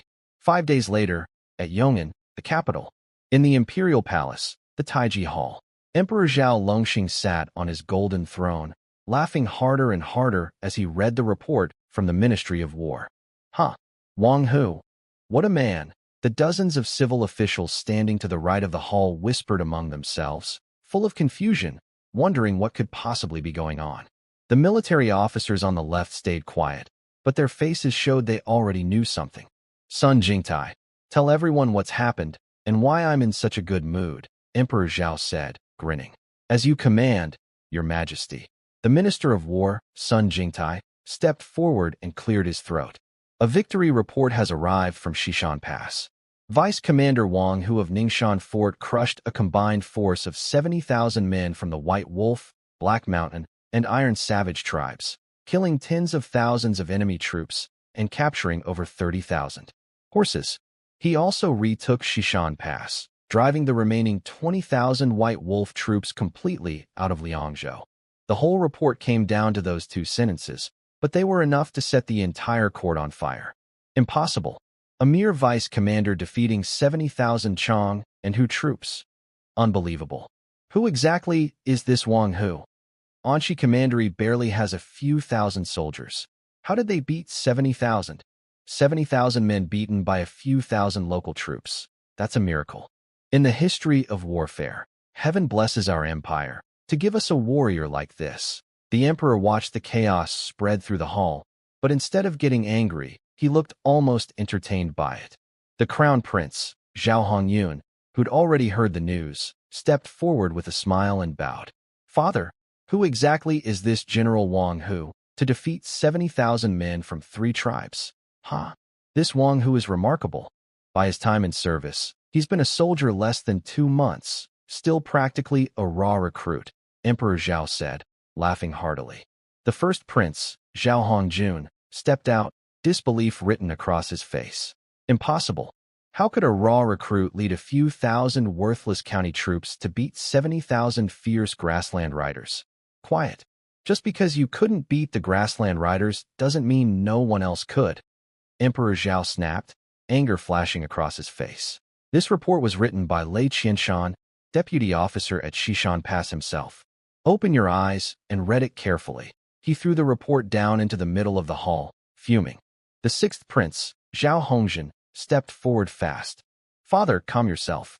My elder brother has spent his whole life in the military and knows better than anyone how strong the border tribes are. He spoke too quickly. That's all. The report is right here. Pass it around and read it for yourselves. It records everything Wang Hu has done since the day he set foot in Anshi Commandery, in detail. Outside Anshi Commandery, he killed 13 Hu riders in one fight, including a centurion with a single throw of his spear. At the Battle of Li Family Village, he raided the Hu camp by night and killed 300 riders, returning victorious. At Ningxuan Fort, He raided another who camped by night, killing over 2,000 riders and one commander. At Linqing County, he personally led 600 black cavalry to break a force of over 10,000 from the Black Mountain tribe, shattering them completely. At Sheikh County, he personally led over 700 riders in a surprise attack on the White Wolf tribe, killing thousands and saving the county from falling. At Beishan County, he led over 600 riders again, charging into thousands of Iron Savage cavalry, killing both of their commanders with single arrows. At Shishan Pass, Ningxuan Fort officer Wei Ming disguised himself as a Black Mountain straggler and infiltrated the pass, leading 300 men by night to seize the gate and light the signal fire. In that battle, Officer Wei Ming fought at the front the entire time, refusing to retreat, buying time for Wang Hu's cavalry to break through the gate. He was badly wounded for it and remains unconscious to this day. Tell me, are you saying all of this is false? Emperor Zhao's voice grew louder with every line, until he stood from his throne entirely, his eyes sweeping cold across the whole hall. Under his fury, the hall fell into dead silence. Finally, the first prince, Zhao Hongjun, dropped to his knees. Father, I was wrong. I spoke without thinking. I never imagined our empire had produced a warrior like this. Fine, get up. It's not entirely your fault. Even I thought it sounded made up at first, Emperor Zhao said, waving a hand. His face still flushed and sat back down on the throne. Note, this chapter is told entirely from the imperial court's point of view. Far from me. I'm not present and don't narrate any of it directly. I'll give you the summary in third person for accuracy, since forcing my own first-person voice on scenes I wasn't part of would mean inventing things I never said or saw. Duke Wuchang has stepped into the middle of the hall, calm as ever. Your Majesty, I have something to report. Speak, Duke, Emperor Zhao said, his face still flushed, a little out of breath. Your Majesty, a few days ago I received a gift from Anshi Commandery, a severed head, a token, and a letter, Wuchang has said. Oh? Whose head? Whose token? And what does the letter say? The Emperor asked, curious. The head belongs to Mogan Shan, commander of the Black Mountain tribe. The token is genuine. The letter says Wang Hu took in the 800 border troops from Shishan Pass and wants them to earn back their honor through service, Wuchang has said evenly. Huh. This Wang Hu has some manners after all. Taking in border troops is understandable. No need to make an issue of it. Well done, the Emperor said, and with just a few words, cleared Wang Hu of any blame for taking in Lei Qianshan and the 800 border soldiers without permission. That single word, well done, told every official in the hall exactly how much the Emperor now valued this man. Minister of War Sun Jingtai spoke up. Your Majesty, Wang Hu led Ningxuan Fort's troops to defeat the alliance of 3 tribes and end the crisis on the border. He deserves a reward. Well said. Wang Hu came from nothing, yet knows warfare inside and out, and shows fearless courage. Defeating that alliance makes him the man of the hour. Ministers, speak up. How should he be rewarded? The Emperor said, clearly in high spirits. The first prince, Zhao Hongjun, spoke first. Father, I think he should be named General who pacifies the north, with 1,000 gold and 100 bolts of silk. The sixth prince, Zhao Hongjun, added, Father, by merit alone, after crushing the grassland cavalry and killing tens of thousands, he deserves a noble title. Left Chancellor Zhou Bailuan, head of the civil officials, stepped forward. He's only 20. A noble title this early might be too much, too soon. I'd suggest General who pacifies the north, plus a first-class county earldom. That should be enough. Minister of Works Su Changyan agreed. The Chancellor makes sense. A third-rank general's post and a first-class earldom are already remarkable for someone his age. The Emperor turned to Sun Jingtai. What do you think? Your Majesty, I think the general's title fits him well. As for a noble title, I wouldn't dare suggest one way or the other, Sun Jingtai said, clearly torn. The Emperor turned to the Crown Prince and Duke Wu. What do you two think? Crown Prince Zhao Hongyan thought it over. Father, a noble title now does seem early. If Wang Hu goes on to expand our empire's territory, a title can come later. Wu Changhe agreed, calm as always. By our military code, only those who expand the empire's territory earn noble titles. Wang Hu's achievements are extraordinary, but they don't meet that bar yet. So none of you support a title for him? The Emperor asked, fingers tapping the arm of his throne, his face unreadable. Zhou Bailuan pressed the point. Your Majesty, becoming a third-rank general at 20 is already rare enough. Give him a title on top of that, and I worry success this early could spoil him, and that would do him more harm than good. The Chancellor's right, the Emperor said, nodding, his expression turning solemn. Draft the decree. The decree read, Officer Wang Hu, 20 years old, outstanding and brave beyond his years, the finest warrior among our forces. When 70,000 Hu invaders threatened Anxi and brought suffering to its people, Wang Hu led several thousand of his own soldiers into battle, fighting against far greater numbers, breaking their formations, killing their commanders, seizing their banners, lifting the siege on Anxi and saving its people from ruin. His loyalty and courage serve the nation well. He is truly a pillar of the empire. He was named general who pacifies the north, third rank, and given overall military and civil authority over Anxi Commandery and Xishan Pass, with the power to appoint or remove any official below the fifth rank under his own authority. He was also granted 1,000 taels of gold, 100 bolts of silk, and the title of first-class Earl of Linqing. The emperor closed by urging him to keep up the good work and serve the empire faithfully, then left the rewards for his subordinates to the Ministry of War to decide. With that, he rose and left the hall without waiting to hear whether the officials agreed or not, leaving them all exchanging looks behind him. Once he was gone, Minister of Personnel Yuan Minglang frowned. Chancellor, why would His Majesty hand Anxi Commandery over to Wang Hu like that? Doesn't that slap Governor Guofengxian of Liangzhou right in the face? Do you think His Majesty cares about Guofengxian's face? Zhou Bailuan said, giving him a look before walking off. Minister of Revenue, Zhou Yuanyan smirked. Guofengxian let Chang and Hu riders raid Anxi Commandery freely, riding on his old reputation from the campaign against Bailey. His Majesty not punishing him for failing to defend the border is already more mercy than he deserves. Duke of Ing Chao Chanyuan murmured to Wu Changhe as they walked. A 20-year-old general with full military authority over Anxi, allowed to raise an army of 20,000. Guofengxian's position just got a lot less stable. Duke of Jingcheng Yuanshan rolled his eyes. Guofengxian is the crown prince's man. Keep your voice down. Wu Changhe ignored them both. Let's go. I'm in a good mood today. Drinks at my place. Meanwhile, the crown prince told Marquis Zhang Xuanzi, walking behind him, send word to Guofengxian. Tell him to keep his head down. Father is already unhappy with him. Yes, I'll make sure he gets the message loud and clear, Zhang Xuanzi said, nodding. Not far off, the sixth prince Zhao Hongzhen watched the crown prince and the marquis walk away, a faint smile on his lips. We need to win this Wang Hu over by any means necessary, at the very least. Keep him from siding with the crown prince or the first prince. Yes, my lord, said Marquis Qian Wanjun and Marquis Li Chunxing beside him, nodding together. Word of Wang Hu's name spread fast through the capital.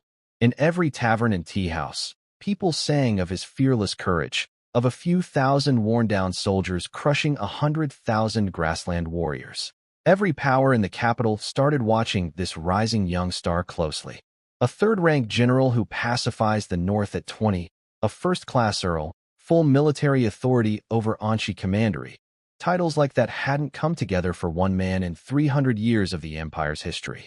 To celebrate the victory over the 70,000 grassland riders, the palace threw a grand banquet, with the empress, consorts, princes and princesses, and every official in attendance. But no one noticed that, during the feast, the emperor's favorite, the ninth Princess Zhao Yuzhen, heard the stories of this legendary young general, and slipped quietly out of the palace, a glint in her dark eyes. Early November, at Xishan Pass. Cold wind cut through the air. A line of carriages flying yellow dragon banners rolled in, escorted by 100 black-armored riders. Hidden in one of the carriages, the ninth Princess Zhao Yuzhen peeked out the window, studying the soldiers at the pass, all of them with hard, battle-worn faces. Shen Feng ran into my tent, where I was looking over a map of the grasslands with Bai Yushuang and Lei Qianshan. Tiger, someone from the court has arrived. Let's go, I said, getting up right away. We walked out to the camp gate and found a middle-aged eunuch holding an imperial decree, flanked by 100 elite palace guards. Every one of them stood tall and sharp, dressed in black heavy armor, carrying black spears with swords at their hips, a unit of the Imperial Black Cavalry's heavy guard. 100 of these riders alone could crush 1,000 Hu cavalry without trouble. These were the elite of the elite among the Empire's guards. I noticed the men behind me staring at that black armor with open hunger in their eyes. Just the armor and weapons on one of those riders cost over 100 taels of silver, and you couldn't even buy a set if you wanted to. "Are you General Wang Hu?" the eunuch asked, his voice high and thin. "This humble general greets you," I said, bowing. He gave a small nod, satisfied with my manners, then unrolled the decree and read it out loud. "Wang Hu, receive the imperial decree." I dropped to both knees, with Bai Yushuang, Lei Qianshan, and the others kneeling beside me. The decree praised me as a remarkable young warrior who had broken the 70,000-strong Hu invasion and saved the people of Anxi from ruin. It named me general who pacifies the north, third rank, gave me full military and civil authority over Anxi Commandery and Xishan Pass, granted me 1,000 taels of gold, 100 bolts of silk, and the title of first-class Earl of Linqing. It closed by telling me to keep serving the Empire well. The eunuch finished reading and held the scroll out to me with both hands. "General Wang, receive the decree." I took it with both hands and called out, "This humble general receives the decree and thanks the Emperor for his grace. Congratulations, General Wang. A third-rank general and a first-class Earl at 20. There's never been anything like it in the Empire's history," the eunuch said, bowing to me. "Thank you for the kind words. You've traveled far. Please come rest in the camp. I'll have a feast prepared in my tent to welcome you all," I said, smiling. "Then I'll gladly take you up on that, my lord," he said, nodding. "Oh, almost forgot. This is the Ministry of War's reward list for the soldiers who earn merit in this campaign," he said, pulling a folded paper from his sleeve and handing it to me. I took it, thanked him, then turned to Xiaoyu. "Take good care of the eunuch and his men." Xiaoyu bowed and led the group into camp. Halfway through, I noticed something odd. Someone was hiding in the last of the 5 carriages, peeking out at me secretly. The eunuch walked over, frowning. "What is it, my lord?" "Someone's hiding in that carriage," I said, pointing. The eunuch's face went pale with anger. "Officer Li, open that curtain right now and see who's bold enough to sneak into the imperial convoy." Guard officer Li Xiaoming walked up to the carriage, but looked pained. "Eunuch Chun, I don't dare." "Maybe you should open it yourself." It was clear he already knew exactly who was hiding inside. "Fine, I'll see for myself who's foolish enough to hide in there," Eunuch Chen said, climbing up on a stool and pulling the curtain back, and found himself staring straight at a flawless, beautiful young face. "Hello there, Eunuch Chen," Zhao Yuzhen waved at him cheerfully, her dark eyes blinking, while his face went white with shock. "Oh, my little princess, why on earth did you sneak along with us?" Eunuch Chen looked ready to cry.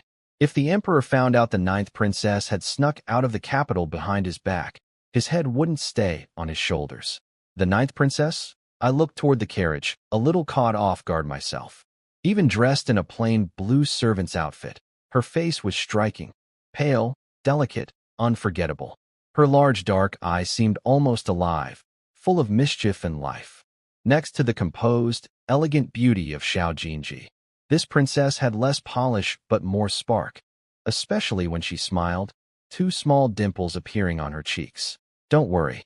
If father gets mad, I'll take the blame myself," she said, pushing past the eunuch and hopping straight down from the carriage.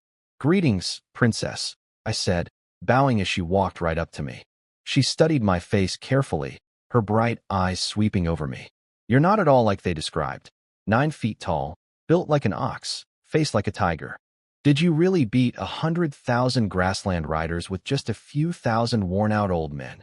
"It wasn't 100,000, it was 70,000. And they weren't worn-out old men.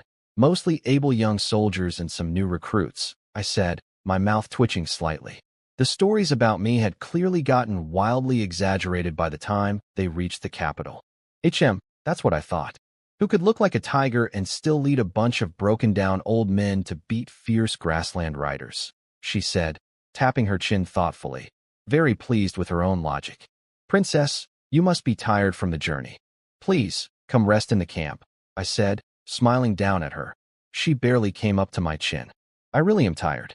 I haven't slept well in days. Let me get a good, proper sleep first," she said, yawning behind her hand, eyes already drowsy.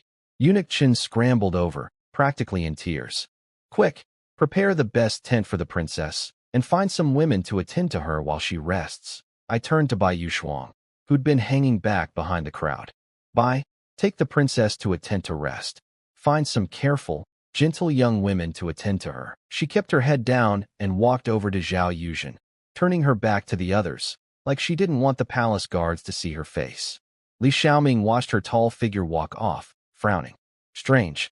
Her back looks familiar. What is it, Officer Li?" Eunuch Chen asked, noticing him staring. "Nothing.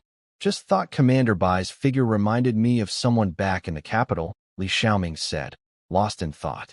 "You know her?" I asked, eyes sharp. "No, must be my mistake," he said, shaking his head. "Go on, everyone, rest in the tents. The men will take care of your horses," I said, nodding. "Thank you, General Wang," Li Xiaoming said, bowing without any of the usual arrogance the palace guards were known for. "Everyone, your rewards have come through too. Take a look," I said, opening the Ministry of War's list and passing it to Lei Qianshan. "I've been promoted to 5th rank Deputy General," Lei Qianshan said, stunned. He'd come to me as a man marked for execution, and now the court hadn't just spared him, they'd promoted him. He felt lucky beyond words to have joined me. Without it, his name would never have shown up on a list like this. "Let me see mine." Chen Ergu pushed forward, eager. "I'm a 6th rank officer," Li Erniu shouted, thrilled to see his own name. Guo read through the list, amazed. "We're all 6th rank officers. Only Commander Bai and Commander Lei made 5th rank Deputy General. And Wei Ming got bumped up to 4th rank. Everyone done reading?" I asked once the room had settled. "All done," Xiaoyu said, handing the list back to me. "Good. Now let me tell you what's next," I said, my face turning serious. "Tiger, should we wait for Commander Bai?" Xiaoyu asked carefully. "No need to wait. I'm here," Bai Yushuang said, walking in right then, her face calm. "Now that everyone's here, let me lay out my plan. Speak up if you've got objections," I said, waving everyone to sit. "Since the court named me general who pacifies the north, I'm building the Northern Pacification Army." The army set at 21,000 men total. Xishan, Tongshan, and Ningxan camps each get 5,000 fighting troops. The cavalry camp gets 3,000 fighters plus 3,000 support troops. Chen Feng will command Xishan camp, with Chen Ergu as deputy. Li Jun will lead Ningxan camp for now, with Zhang Wazi as deputy. Lu Zhengbei keeps commanding Tongshan camp, with Li Erniu as deputy. Cavalry camp, Lei Qianshan in command, Bai Yushuang as deputy.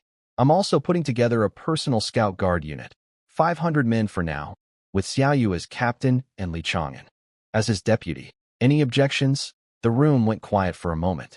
Finally, Xiaoyu stood up. "Tiger, the magistrate of Sheikh County, the one who ran off and came back, refused to send us the 1,000 able men we asked for. We're still far short of 20,000 troops." My eyes turned cold.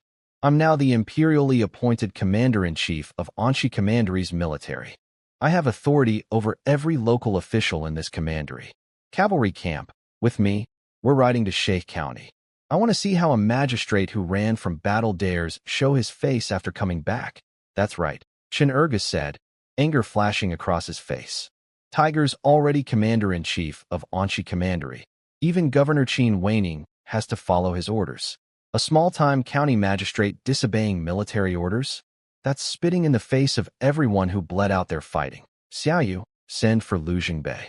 Also notify every official 7th rank and above in Anshi Commandery to come to Xishan Pass for a meeting, and every officer at the rank of colonel and above too," I said, my voice cold. Xiaoyu bowed and left to handle it. "Chen Feng, you're in charge of Xishan Pass for now. No one leaves, anyone can enter," I said, standing. Chen Feng stood and bowed. "Cavalry camp, with me, to Sheikh County." I walked out of the tent and led my newly formed 2,000 cavalry riders straight towards Sheikh County. At noon, Sheikh County. Officer Li He, standing on the wall, heard the thunder of hooves approaching and went on high alert. Everyone, ready for battle. The soldiers on the wall scrambled into position, archers knocking arrows. Lei Qianshan rode up to the gate with over 100 black-armored riders and shouted up at Li He. General Wang, who, Commander-in-Chief of Anshi Commandery, has arrived. Open the gate now. A squad leader stared down at Lei Qianshan and the 2,000 riders racing in behind him, stunned. That's Ningxian Fort's cavalry.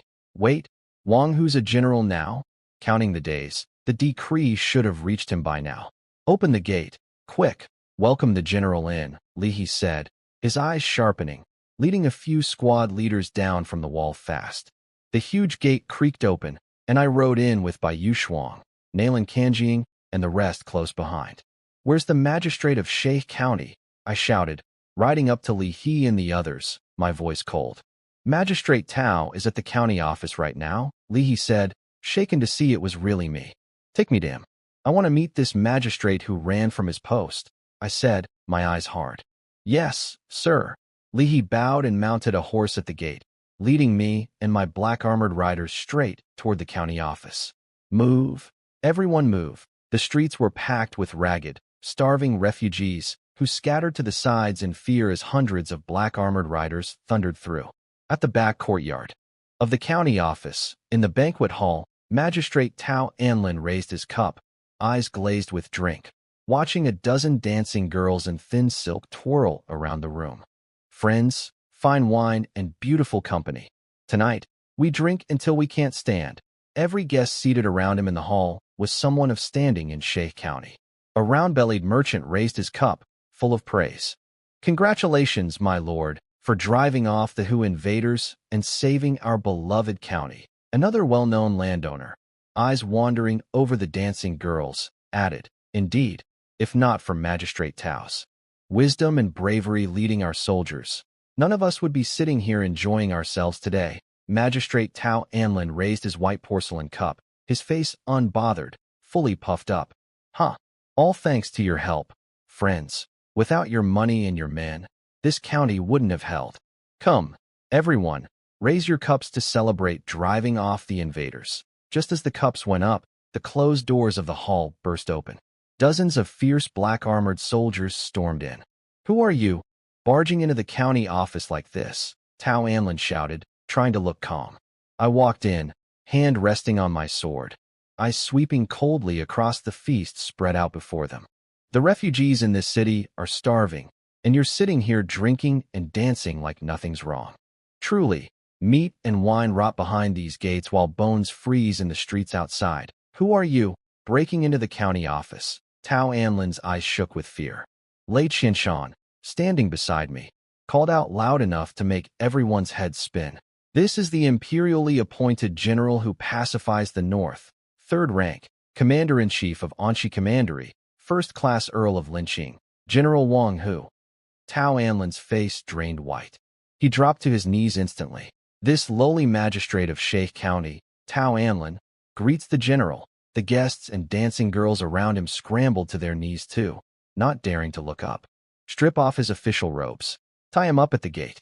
I'll question him myself, I said, eyes hard, then turned and walked out of the hall. At the gate of the county office, a travel-worn official walked up and bowed respectfully.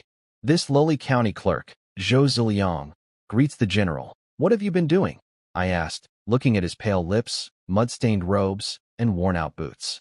General, I was out in the city helping feed the refugees. That's why I'm late. Please forgive me, Zhou Ziliang said, bowing even lower. And where were you when the Hu attacked the city? I asked, my tone softening a little. While the Hu attacked, Officer Li handled the city's defense. I worked inside, calming the refugees, recruiting able men, and helping fill out the ranks, Zhou Ziliang answered, steady and unbothered. I turned to Li He. Is everything he says true? Every word, General. The whole city can vouch for it, Li He said, bowing. Good. From today, you're the new magistrate of Sheikh County, I said, nodding, satisfied. Thank you, General. And what about Magistrate Tao? Zhou Ziliang asked, looking at Tao Anlin, now bound and dragged before the gate. While the Hu attacked, he abandoned the city and fled, not caring whether his people lived or died. Once the danger passed, he came crawling back to throw feasts and live large, while ignoring the starving refugees in his own city. What use is an official like that? I said, my eyes cold. The crowd around us erupted. A dog official like that deserves to lose his head. That's right, Magistrate Zhou is the real good official. General, please get justice for us. That dog took our daughters to serve as dancing girls in his house. My lord, that dog worked with the corrupt merchants to drive up grain prices, and so many of us have starved because we couldn't afford food. Please, my lord, speak for us common people. More and more refugees gathered in front of the office, dropping to their knees, begging me to do right by them. Stand up, all of you. I drove off the Hu invaders, and I'll make things right for you too, I said loudly, looking out over the sea of kneeling people. Thank you, my lord. Thank you, General. General Wang is a true hero, a good man. The crowd's cheers rolled through the whole county. I turned back to Tao Amlin, his face gray as ash. I gave you a chance to explain. Anything else to say? I am an officially appointed 7th-rank magistrate, named by the court itself. You have no right to kill me, Tao Anlin stammered, shaking. I turned to Zhou Ziliang. Do you know where he ran off to before? He has a hidden estate 10 miles east of the city. He was probably hiding there, Zhou Ziliang said calmly. Zhou Ziliang, you traitor! How dare you betray me? Tao Anlin screamed, furious that his secret had come out. Lei Qinshan, take 100 men and search that estate outside the city thoroughly. Let's see what valuables our friend here has hidden away, I said. I knew men like Tao Anlin were always greedy beyond reason, and almost certainly had piles of gold and silver stashed at that estate. Tao Anlin lowered his voice, weeping in front of me. General Wang, I know I was wrong. My father-in-law serves as an advisor to Governor Guo of Liangzhou. Please, spare my life for his sake. I swear I'll never do this again. You think a mere advisor's name is enough to buy you mercy? Even if Governor Guo himself stood here today, you'd still die, I said. Take him. Cut off his head. Nailan Kanjing drew the ring pommel saber at his hip, shoved Tao Anlin down onto the steps, and raised the blade high. Wang Hu, you can't kill me. You have no right. The blade fell. His voice cut off mid-sentence, and his head rolled down the steps, blood spraying behind it. Well killed. Well killed. Well killed. Thousands of refugees who'd watched it happen roared their approval together. I turned to Zhou Ziliang, who looked deeply satisfied. Magistrate Zhou, from today, I want you to take up your duties properly. Open the granaries, feed the refugees. Also, come with me to Xishan Pass for a meeting. I have something important to announce. Yes, General, as you command, Zhou Ziliang said, bowing. I turned to Bai Yuxuan. Bai, hand out all the food in the county office to the refugees in the city. Tomorrow I'll have horse meat and grain sent over from Xishan Pass too. Bai Yuxuan looked out at the thousands of refugees gathered there, pale and starving, skin stretched over bone, eyes empty, and nodded quietly. At dusk, back at Xishan Pass camp, Zhao Yuzhen stretched her arms wide, walking out of her tent after sleeping 6 hours straight. That felt so good.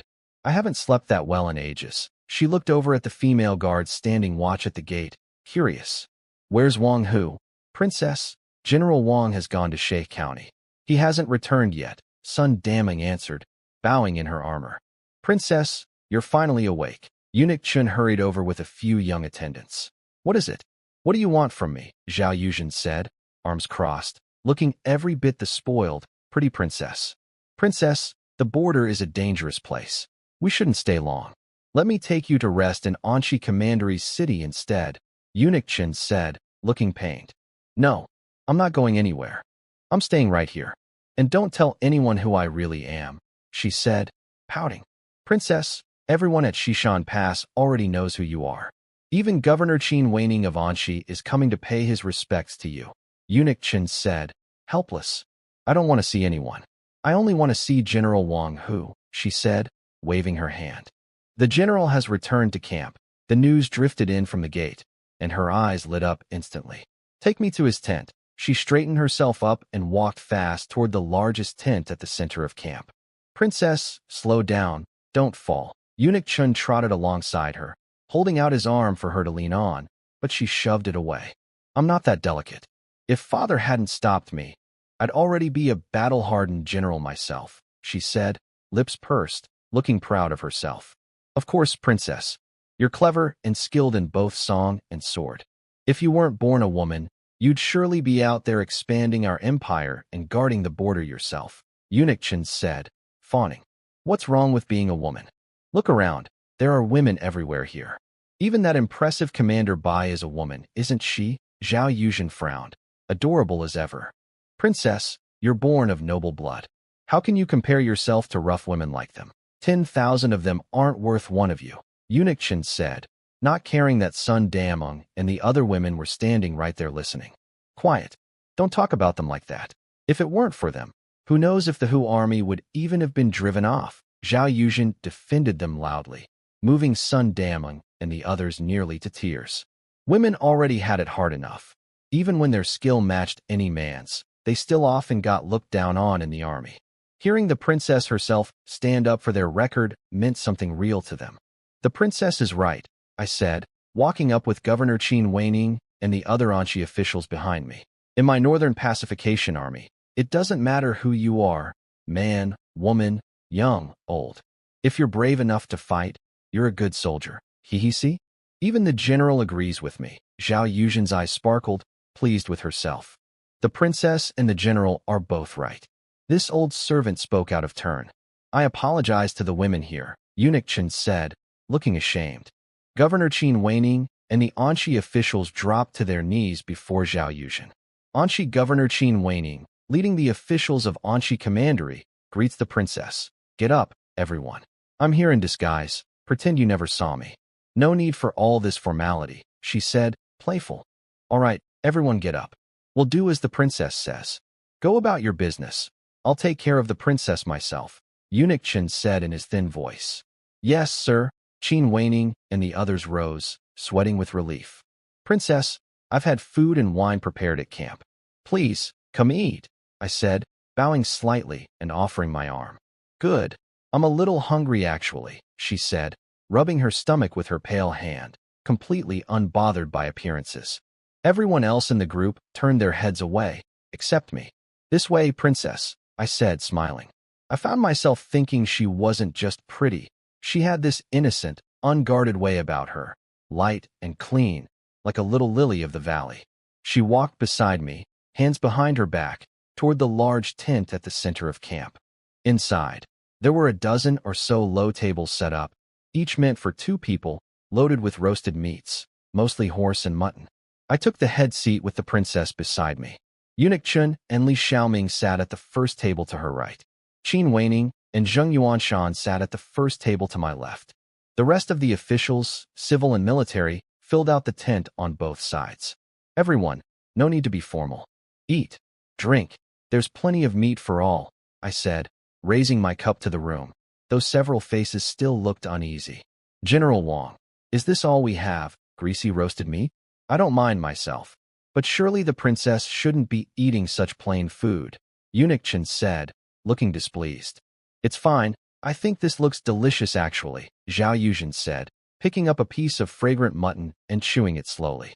Tastes really good too. Do any of you know what the refugees in our counties are eating right now? I picked up a small knife and cut off a piece of charred horse meat, holding it up, staring at it.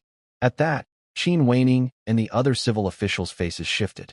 They understood now why I'd called this gathering. I meant to make an example of someone today. What are the refugees eating? Zhao Yuzhen set down her lamb rib, curious. Moldy rice. Old rice mixed with sand and dirt. Bran. Husks. Whatever spoiled grain they can find. Anything edible at all. And they fight each other for it, I said, my eyes reddening as I spoke. Oh no, they're that poor? They have no food at all? Hearing this, Zhao Yuzhen suddenly lost her appetite for the meat in front of her, something close to tears in her eyes. Some men used this war to line their pockets.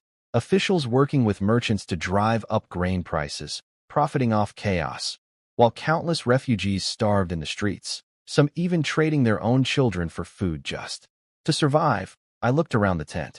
Today, I went to Sheikh County and saw with my own eyes that Magistrate Tao Anlin had teamed up with the city's rich merchants, throwing feasts while the people died around him.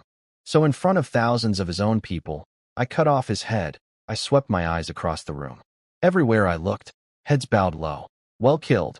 Zhao Yuzhen jumped to her feet and clapped, breaking the silence in the room. Yes, a dog official like that deserves a slow death, Eunuch Chen added quickly, standing too. Li Xiaoming stood as well, his voice cold. I never imagined the people of Anchi Commandery had it this bad. Who invaders outside? corrupt officials inside. This is a disgrace to our empire. Qin Weining stepped forward, his face heavy with shame. Princess, General Wang, as governor of Anxi Commandery, I failed to keep my officials in line, and the people suffered for it, while the Hu ran wild. This is my fault. I'm willing to resign my post and let the court decide my fate. Before I could respond, Zhao Yuzhen waved her hand decisively, making Eunuch Qin's eyes go wide with panic. My little princess, this whole thing was Wang Hu's way of putting fear into the Anxi officials. Why are you jumping in? Eunuch Qin looked at me, silently begging me not to let her go too far. Anyone could see by now that I was the real power in Anxi Commandery. Nobody else's orders carried much weight anymore. I leaned in and spoke quietly to her. Princess, Governor Qin was trapped inside his own city during the Hu siege and couldn't do much else. I've been to the commandery city myself. The refugees there are being handled reasonably well. There's no need to remove him from his post. Such a close, gentle gesture made her ears turn bright red. She'd never had a man stand that close to her before. So, what should we do then? She asked, eyes locked on mine, her face flushed.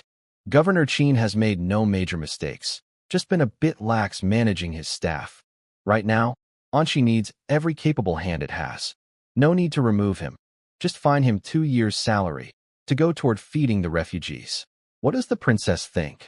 I said, looking at Qin Weining still kneeling in the center of the tent. Yes, we'll do as General Wang says. 2 years' salary, given to relief efforts. Get up, Zhao Yuzhen said, putting on her best princess voice. Thank you, princess. Thank you, General Wang, Qin Weining said, standing, shame still on his face, and returning to his seat. Everyone, I said, raising my voice to the room. The court has named me Commander-in-Chief of Military and Civil Affairs for Anxi Commandery, with the power to act first and report later on any official below the 5th rank. From now on, every matter in this commandery, big or small, reports to me. No need to trouble the governor of Liangzhou about it anymore. Now, I'm announcing an important order. Starting next year, Linqing, Shay, Beishan, Pingliang, and Dongping counties, all 5, are exempt from taxes for 3 years. Also, every refugee will be given 2 pickles of grain, 5 pounds of horse meat, and 2 taels of silver per person to help them return home. The horse meat and silver come from Xishan Pass. The grain will be split evenly between Xishan Pass and each county. Does anyone object? I looked around the room at every Anxi official present. Linqing has no objection. Meng Jiwen stood first. Shay has no objection either. Zhou Ziliang stood and bowed. Beishan has no objection. Pingliang has no objection. Dongping has no objection. The other 3 magistrates stood up one after another to agree. General Wang, I'll handle the refugees in the commandery city the same way. Grain and silver will come from the commandery treasury, but I'll need your help with the horse meat, Qin Weining said finally, standing. All the horse meat will come from Xishan Pass. No need to worry, Governor, I said with a small smile, and the tension in the tent eased noticeably. Yes, thank you, General Wang, Qin Weining said, bowing, genuinely moved. He still couldn't quite believe it. In just 2 short months, I'd gone from an unknown new recruit to a 3rd-rank general with full authority over the entire commandery. The speed of it was almost frightening to think about. He was very glad now that he'd never given me trouble back when I first arrived. Otherwise, he'd be the one stepping down today. Governor Qin, where are Commander Zhou and Officer Zhou? I don't see them here, I asked, having already noticed Zhou Shang and Zhou Meng weren't with him, though I'd waited until now to bring it up. Zhou Shang and his nephew have been transferred to the Liangzhou army by Governor Gua. Zheng Yuanshan has taken over as commandery commander now, Qin Weining said evenly. What a shame. I was actually planning to bring Commander Zhou and Officer Zhou into the Northern Pacification Army for important posts. Didn't expect them to run off to Liangzhou, I said, smirking, sounding regretful but not meaning a word of it. I really hadn't expected them to bolt that fast, all the way to Liangzhou. Yes, quite a shame, Qin Weining said, an awkward smile on his face. Everyone in the commandery knew Zhou Shang and his nephew had crossed the new general. Of course they ran. Everyone, forgive the simple hospitality tonight. Please, eat and drink, I said, satisfied that I'd made my point, sitting back down and raising my cup. Cheers, cheers, Everyone raised their cups and drank together. Ow, that's strong, that's strong. Zhao Yuzhen took a small sip from her cup and found it nothing like the sweet fruit wine she drank back at the palace. Just a small mouthful burned all the way down her throat and into her stomach. Oh dear, princess, this army wine isn't meant for someone of your delicate standing. Someone bring the princess some tea. Quickly. Eunuch Chun hurried over, bent low, fussing. I'm fine, I can drink it, Zhao Yuzhen said, her face already a little flushed. General Wang, the princess can't handle her drink. I'd better help her back to rest, Eunuch Chun said, looking helpless. Of course. I'll have someone escort her back to her tent, I said, nodding at Bai Yushuang, who understood right away and got up to walk out. General Wang, I'll take my leave too, Li Xiaoming said, standing quickly once he saw Zhao Yuzhen being helped out by two of the female guards, still only half through his meal. I nodded, knowing he meant to keep watch over her, so I didn't try to stop him. Once they'd all left, I cleared my throat. I gathered everyone here tonight, not just for the refugee matter. There's something else I want to discuss with all of you. Speak, General. We'll support you fully, Zhou Ziliang said first, beating one to Quan to it, who looked annoyed at being a step too slow. I want to set up a military settlement system across all of Anxi Commandery and build out the Northern Pacification Army to over 20,000 men, I said, my voice carrying through the tent. What exactly is this military settlement system? Qin Weining asked, frowning slightly. The military settlement system is simple, I said, calm and steady. Every able man in Anxi Commandery, ages 18 to 45, trains for military service during slow seasons and farms when the work demands it. Anyone who trains counts as a support soldier and gets a fixed wage every month, and gets called up fully into the army when war comes. As for soldiers who join the Northern Pacification Army directly, they get 1 tael a month, doubled during wartime, and a death payment of at least 20 taels if they fall in battle. I fully support this military settlement system you're describing, Qin Weining said without hesitation. And all of Anxi Commandery will back you fully on building the Northern Pacification Army. I looked at the 5 county magistrates. And the rest of you, we're with you completely, Meng Jiwen, Zhou Ziliang, and the other 3 said together, bowing. Good. Since everyone agrees, starting tomorrow, we recruit able-bodied refugees in each county into the Northern Pacification Army. Linqing, She, and Beishan are each capped at 1,000 recruits. Dongping and Pingliang get 2,000 each. For the commandery city itself, we'll pull 4,000 men straight from the existing garrison into the new army, then recruit another 2,000 on top of that. Every county can keep 200 fighting troops for itself, except the commandery city, which keeps 1,000.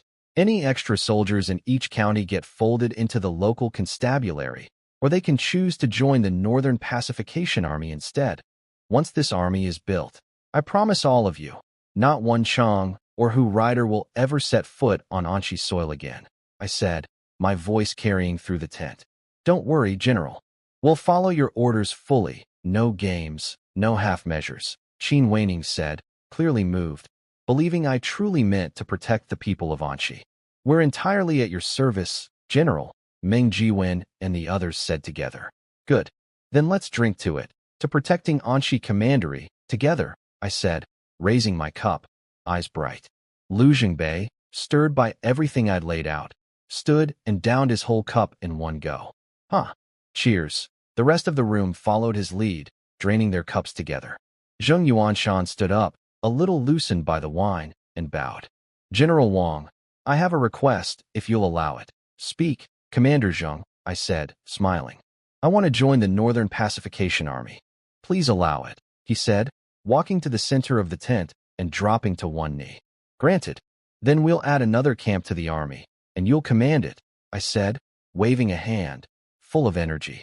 Tiger, we've got Shishan, Ningshan, Tongshan, and the cavalry camp already. What do we call this new one? Chen Ergo asked, holding a roasted lamb leg. Everyone, give me a name for this new camp, I said, throwing it open to the room. How about Anxi Camp? Chen Feng suggested. Anxi Army would work, but Anxi Camp doesn't sound right, Li Jun said, shaking his head. I say we call it the Tiger Camp, Lu Jingbei said suddenly. Tiger Camp. Yes, Tiger Camp. I'm in favor. Zheng Yuanshan raised his hand high. I like Tiger Camp too. Who in the whole empire doesn't know General Wang whose name by now? Qin Weining said, smiling. All right, since everyone agrees, the new camp is the Tiger Camp. Commander Zheng, don't you dare embarrass my name, I said, joking. Don't worry, General. I'll lead the Tiger Camp into every charge. Make it the sharpest blade in the whole Northern Pacification Army, Zheng Yuanshan said. I set with resolve. General, you should know. Commander Zheng wanted to raid the White Wolf camp himself more than once, but Zhou Shang kept blocking him every time. If he'd had his way, that 10,000-strong White Wolf cavalry might never have escaped in one piece, Qin Weining said, sounding genuinely regretful. No matter. There'll be plenty of chances to earn glory in the Northern Pacification Army now, I said, laughing. I'll give my life for you, General, Zheng Yuanshan said, dropping to one knee, fists together, dead serious. No need for that, Commander Zheng. Get up, I said, walking over and pulling him to his feet myself. I could feel how badly he wanted a real chance to fight. The fire crackled bright through the camp that night. The feast ran late into the evening before everyone stumbled back to their tents, drunk and satisfied. That single dinner laid the groundwork for everything Anshi Commandery would become going forward, and it showed Qin Weining and the others exactly what kind of will and skill I carried.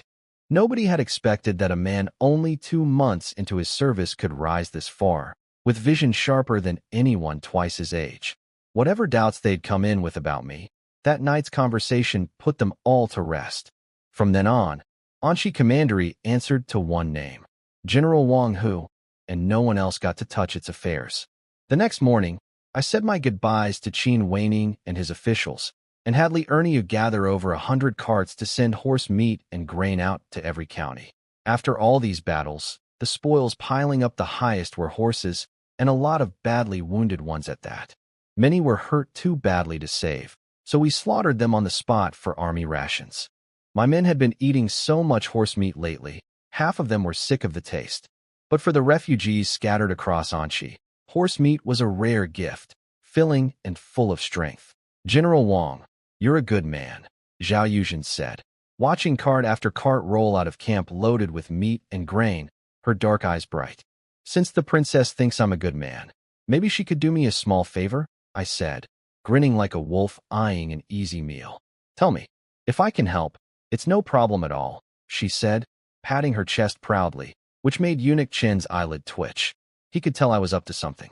I'd like to do a little business with the emperor. I was hoping the princess could pass along a message, I said, grinning. What kind of business do you want with my father? She asked, blinking those big dark eyes, completely innocent.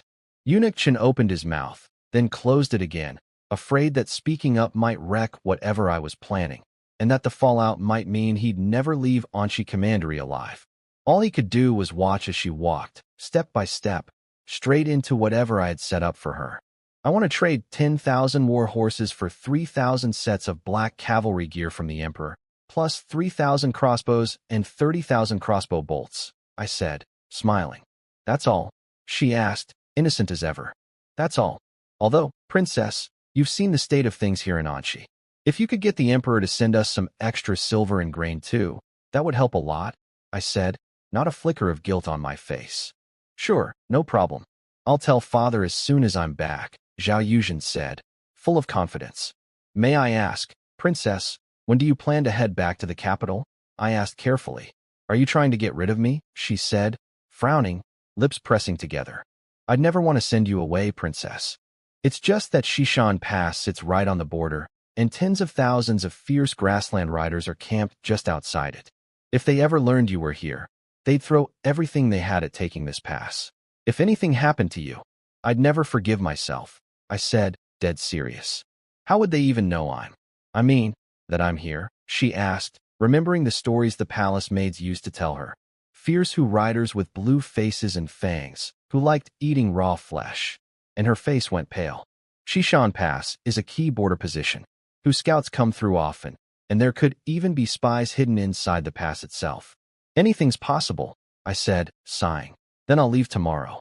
Can you walk around the pass with me today before I go? She asked, looking up at my rough, stubbled face, full of hope. As the princess commands, I said, bowing. Get up. Today, This general who pacifies the north belongs to me, she said, smiling wide, while Eunuch Chen shook his head off to the side. At dusk, on the western wall, Zhao Yuzhen pulled her padded coat tighter against the cold wind, watching the red sunset fade in the west. Princess, it's getting late. Should we head back? I asked, a little worried. Just a little longer. Once I'm back in the palace, who knows when I'll get to come out again, she said, a touch of sadness in her voice. It's never easy being born into the royal family. But if the princess ever wants to come back, Anshi Commandery will always welcome you, I said, looking out at the huge red sun sinking on the horizon.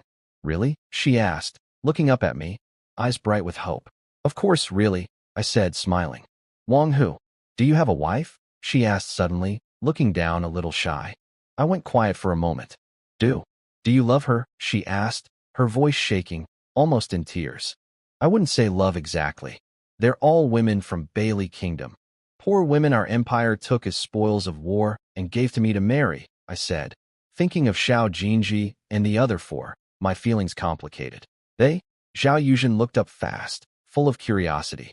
How many wives do you have? 5 for now, I said, scratching my head, a little embarrassed. Her dark eyes blinked rapidly.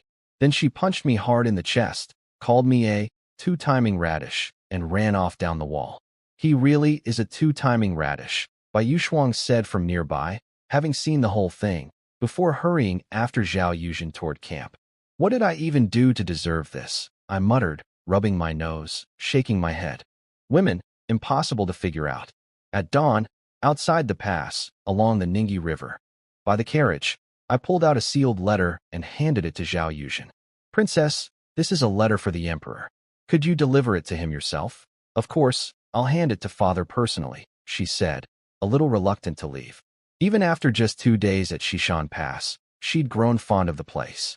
General Wang, we'll be heading out now, Eunuch Chen said, bowing with a smile. Safe travels, I said, bowing back. Move out. Back to the capital, Eunuch Chen called out, and the 100 palace guards mounted up as the convoy started rolling. I watched Zhao Yuzhen peek out from the carriage window. Xiaoyu, bring me 500 riders. I want to escort the princess part of the way myself. Xiaoyu bowed and ran off toward camp. Soon, 500 black-armored riders came charging out of the pass and lined up along the riverbank. The convoy had already gone 2 miles ahead. I mounted up and cracked my whip, and my 500 riders thundered after them like a black wave, catching up in no time. What's happening? Eunuch Chen yanked open the carriage curtain, panicked at the sound of hooves shaking the ground. Li Xiaoming looked back calmly, noting the riders weren't drawing weapons. Eunuch Chen, that's General Wang and his black cavalry. Looks like he's come to see us off. Scared the life out of me. I thought it was who riders, Eunuch Chen said, patting his chest in relief, craning his neck to look back and spot me riding alone up to Zhao Yuzhen's carriage. Why did you come? She asked, pulling back the curtain and seeing me riding alongside. I came to see the princess off a little further, I said, smiling. Wang Hu, if I can't come back to Xishan Pass, will you come see me in the capital instead? She asked, her eyes turning slightly red. The day I'm made a noble lord, I'll come to the capital to see the princess myself, I said, full of confidence. That's a big claim. Earning a title is hard, she said, half laughing, half crying. For me, nothing's that hard. Within a year, I'll have my title, I said, looking straight at her. All right then, I'll wait for you in the capital, she said, wiping a tear from the corner of her eye, completely serious. It's a promise, I said, grinning. You'd better keep it, she said, smiling, bright as a fresh white flower in bloom. My 500 riders escorted the convoy for another 10 miles before finally pulling to a stop. Two-timing tiger. I'll be waiting for you in the capital, Zhao Yuzhen murmured one last time, looking back at the lone rider standing in the cold wind. I watched her carriage shrink into the distance until it was just a black dot, then turned my 500 riders back toward Xishan Pass. Over the following days, I had every county survey its land and bring all ownerless land under the Northern Pacification Army's control. At the same time, I set up a horse ranch near Tongshan Fort, built military settlement posts around every village, and pushed hard to wipe out local bandits and rein in the power of local strongmen. I also handed out good farmland and winter clothes to refugees who had none, so everyone across the territory could make it through the coming winter safely. Everything was moving fast and moving well. Note: this chapter happens far away in the capital, in the Imperial Palace, before shifting to the moment a convoy reaches Shishan Pass. I'm not present for most of it, so I'll give you this part in third person to keep it accurate, then pick back up in my own voice once I'm in the scene. Late November, at the Imperial Palace in Yong'an. Emperor Zhao Longxing sat at his desk, deep in paperwork, unaware that a slim figure had slipped quietly into the study behind him. Guess who? Small hands covered his eyes from behind. So you finally decided to come back, he said, already knowing it was Zhao Yuzhen without even looking. Father, I know I was wrong. I won't sneak out again, she said, tugging gently at his sleeve, playing the part of the spoiled daughter. If you hadn't left that letter before running off, I'd have had every eunuch and maid near you executed by now. The 9th princess of the empire, sneaking out of the palace on her own. If word of this got out, we'd be the laughingstock of the realm, he said, putting on his stern face. Father, this trip taught me so much. Now I understand why you work yourself so hard day and night. It's because you truly care about every person in this empire. You're a wonderful emperor, she said, standing behind him, rubbing his shoulders sweetly. Humph, I'll let this slip out slide, just this once.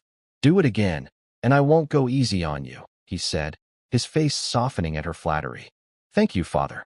I knew you loved me best, she said, beaming, her eyes curving into crescents. Did you meet this Wang Hu while you were there? He asked, enjoying the shoulder rub, brow relaxing. Yes, I met him, she said, nodding. So what's he like? 9 feet tall, built like an ox, face like a tiger, like everyone says? He asked, half joking. General Wang is about 8 feet tall, well-built, not too heavy or thin. His face is rugged with a bit of roughness to it, a little unkempt, stubble around his chin. But honestly, not bad-looking at all, she said, recalling his face, a flicker of shyness in her eyes. Didn't expect my little Gio to think so highly of him. Now I want to see him myself, he said, the corner of his mouth lifting. Oh, right, Father. He asked me to give you this letter. He says he wants to do business with you, she said, pulling the sealed envelope from inside her robe and setting it on the desk. Business with me? Curious now, he tore it open and pulled out the letter inside. What does it say, Father? She stood on her toes, peeking at the letter in his hands. This Wang who has some nerve, actually trying to make a deal with me. He slapped the letter down on the desk after reading it. Father, don't let it get to you. He doesn't know any better. All he knows is hunting and killing, she said, pouring him a cup of tea and offering it gently. He wants to trade 10,000 war horses for 3,000 sets of black cavalry gear, plus 3,000 crossbows and 30,000 bolts. Outrageous, the audacity of it. His anger grew as he spoke, feeling Wang who showed no respect for the court or for him as emperor. Father, what's 10,000 war horses actually worth? She asked sweetly. An ordinary war horse runs about 100 taels. A really good one can go double that, he said without thinking. And a set of black cavalry gear, plus the bows and bolts. A set of gear runs about 100 taels too. The crossbows are cheap, only 5 taels each, and bolts run 1 or 200 coppers apiece, he said. Then when you add it all up, Father, we're actually coming out ahead. Quite a lot ahead. Really, she said, counting on her fingers. I am the emperor of this empire. He is my subject. Since when does a subject do business with his emperor? He said, his face darkening.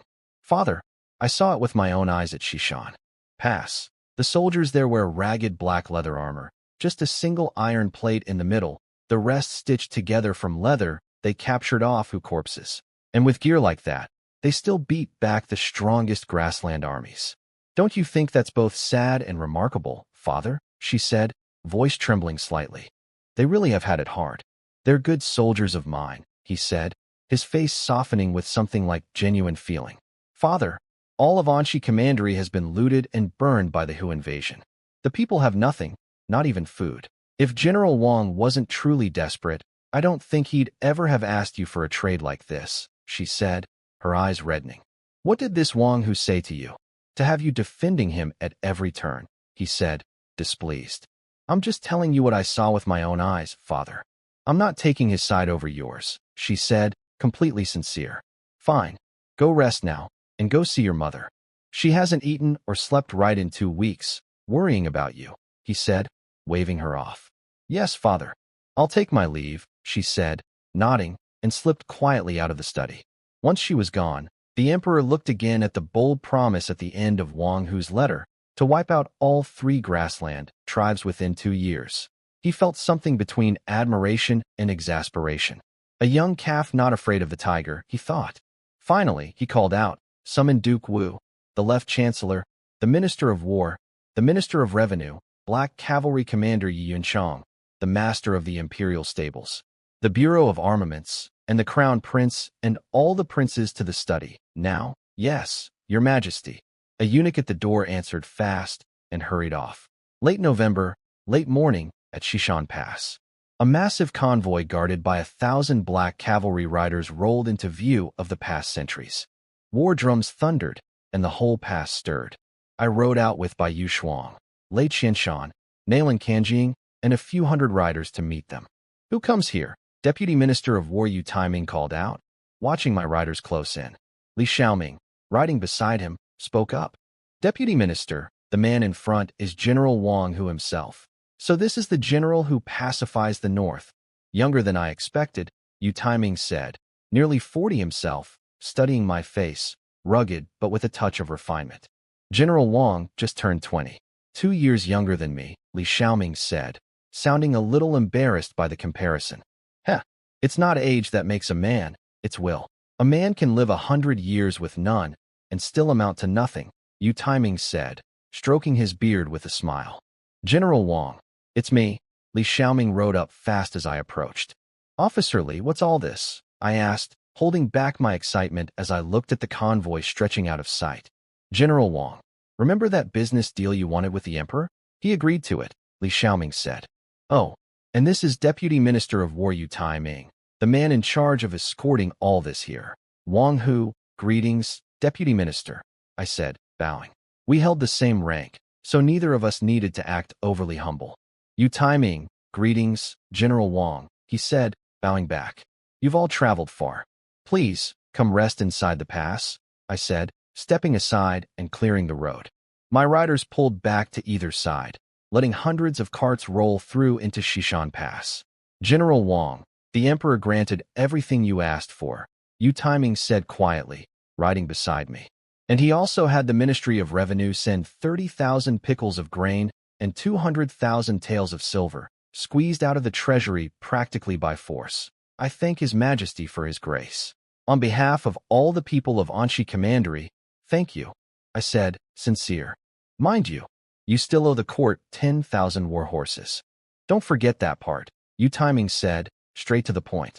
Don't worry, the 10,000 horses are already ready. You're welcome to inspect them any time, I said, smiling. Huh, no rush, he said, and we shared a knowing laugh. That night, in my tent, a few cups of strong wine in, Yu Taiming had his arm around my shoulder, calling me brother. Brother Wang, the emperor told me to remind you not to forget your promise. If you don't deliver, he'll have your head. Don't worry, brother Yu. Tell the emperor, within 2 years, I'll sweep all 3 grassland tribes clean and give our northwest a clear sky again, I said, half drunk myself. Oh, and one more thing. The 6th prince said before I left, watch out for Governor Guofengxian of Liangzhou. Now that you're commander-in-chief of Anshi, you've basically slapped him in the face in public. He won't let that go easy, Yu Taiming said, eyes glazed. It's fine. Come what may, I'll deal with it. He's the one who handed Anshi over to the Hu invaders in the first place. What right does he have to come after me now? I said, waving it off. True enough. With your skill, brother Wang, Guofengxian's nothing, Yu Taiming said, draining another cup. Brother Yu, stay at Shishan Pass a few more days. Let me show you proper hospitality, I said, my face flushed red from drink. No problem at all, he said, waving lazily.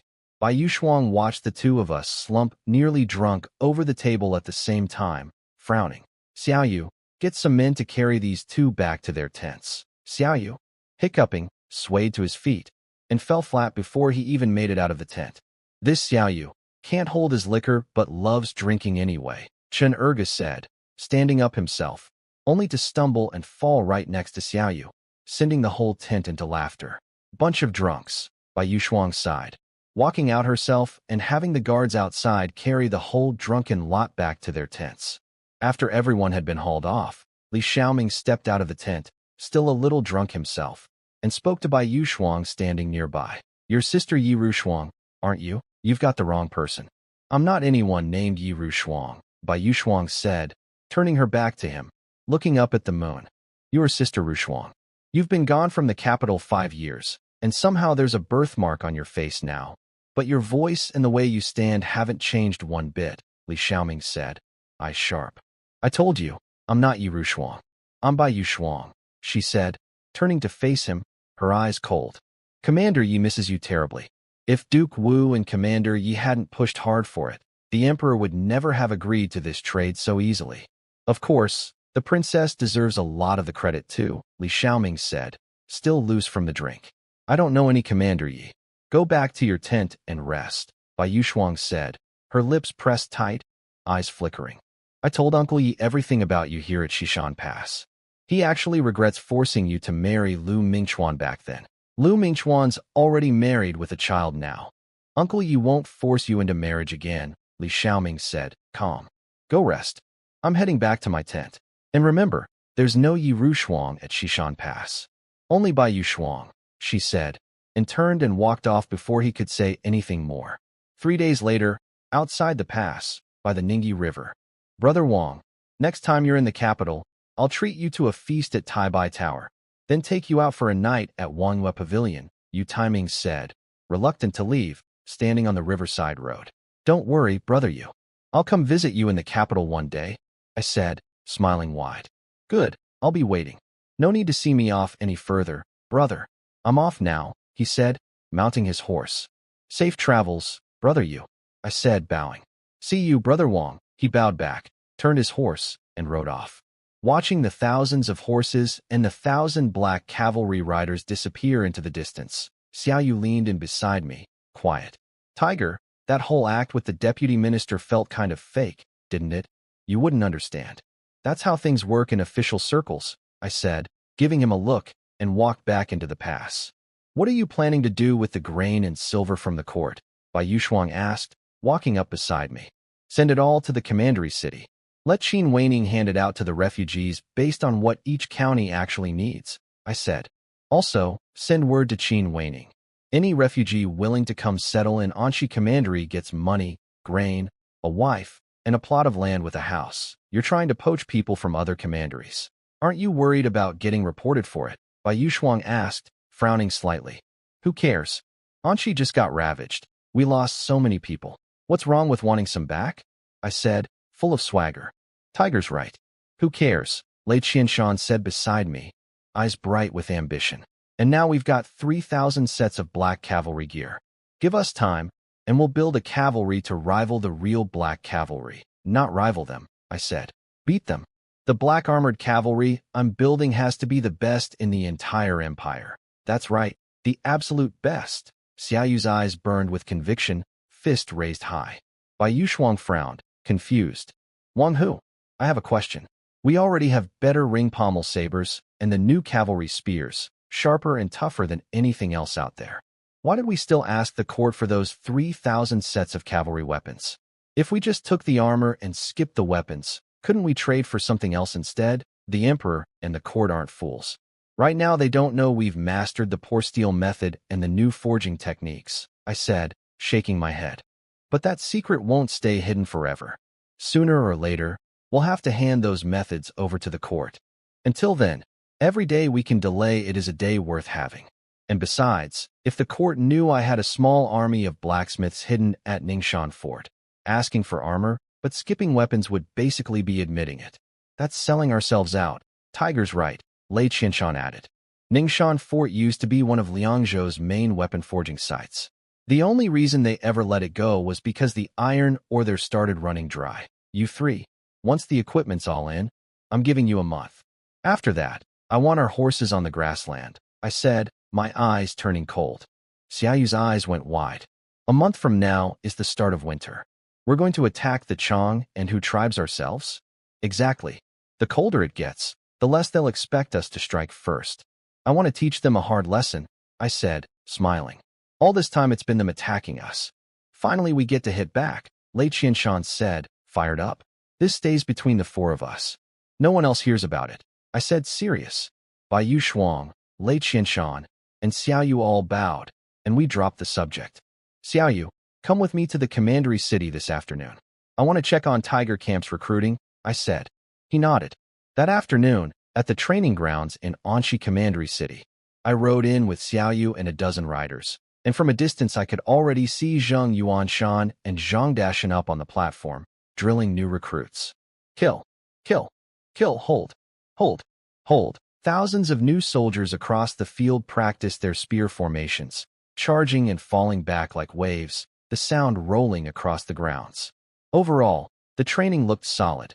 Clearly Zheng Yuanshan had put real effort into it. Zhang Dashan spotted us first and shouted from the platform. Everyone stand. Greetings, General. Zheng Yuanshan dropped to one knee as I approached. Greetings, General. Zhang Dashan followed. And then every soldier on the field, thousands of them, dropped to one knee together, a sight that took my breath away a little. Everyone, rise, I said, waving a hand, climbing up onto the platform. Thank you, General, Zheng Yuanshan called out, and the whole field rose together. Commander Zheng, your new recruits are looking good, I said, smiling. It's all thanks to your training manual, General. Without it, I couldn't have shaped them up this fast, Zheng Yuanshan said, laughing. That training manual had cost me 3 full days and nights to write. By now it had become the Army's most treasured document, not only laying out how to drill new recruits step by step, but also containing a spear technique guide. Developed myself based on the Empire's existing styles, the Wandering Dragon Spear. Just 9 simple forms, but brutally effective, every bit as deadly as the 8 Bloodblade strikes. Is Tiger Camp fully recruited yet? I asked, looking out at the field. Easily 4,000 or 5,000 men. More than enough. 5,000 here on the field alone, plus another 1,000 sent to Tongshan Camp a few days ago, Zheng Yuanshan said. Governor Qin told me the recruiting offices in all 5 counties are getting flooded. Every able man wants in on the Northern Pacification Army. No surprise there, with the kind of pay Tiger offers. You'd be a fool not to join, Zhang Dashan said, grinning. True enough. From what I hear, even Liangzhou's 4 best army camps don't pay half as well as we do, Zheng Yuanshan said, laughing. It's only going to get better. I want every army in the Empire jealous of what we've built here, I said, smiling. Zheng Yuanshan turned to the field. Brothers, do you know who this is? A soldier in the front row called out. He's General Wang Hu, our commander. That's right. The hero who crushed 70,000 grassland riders and took back Shishan Pass. Our Tiger Camp carries his very name. I want every one of you to make sure you never bring shame to that banner, Zheng Yuanshan roared. Tiger Camp. Tiger Camp. Zhang Dashan pulled a brand new banner with the character, Tiger, off the platform and waved it high, shouting, Tiger Camp, Tiger Camp, Tiger Camp. 5,000 soldiers roared together, the sound shaking the sky, rolling across the whole commandery city, drawing crowds of curious townsfolk near the camp gates. Inside the government hall, Qin Weining, in the middle of a meeting, turned to a guard at the door. Go see what all that noise is from the camp. The guard ran out and came back quickly. Lu Qingshan, seated below Qin Weining, scowled. What's Zheng Yuanshan doing, making that much noise in broad daylight? Sir, it seems General Wang has arrived. That's why the camp is celebrating, the guard said, bowing. General Wang is here. Qin Weining jumped up and headed straight for the door. Brother Qin, I'll come with you to the camp, Lu Qingshan said, grabbing his cane and hurrying toward the door. Your leg's not in good shape. Better to wait here. It's getting late anyway. I'll host a feast at the residence tonight, and we'll welcome General Wang together, Qin Weining said, patting his shoulder gently. Fine. You'd better drink with me properly tonight. Then, Lu Qingshan said, deciding not to push the idea of rushing to camp himself. Don't worry, I'll make sure you drink your fill tonight, Qin Weining said, smiling, and hurried out of the courtyard. Brother, what's got you in such a rush? A soft, gentle voice called out just as Qin Weining stepped outside. Wei Nyang, perfect timing. General Wang has come to the city. Go get the evening feast arranged. I want to host him properly tonight, Qin Weining said, full of energy at the sight of her. Note, this chapter opens with Qin Weining and his sister at the residence, away from me. So I'll give that bit in third person first, then switch to my own voice once I'm in the scene at the banquet. General Wang? The woman asked. The one who's won battle after battle. The one who crushed 70,000 Chong and who riders.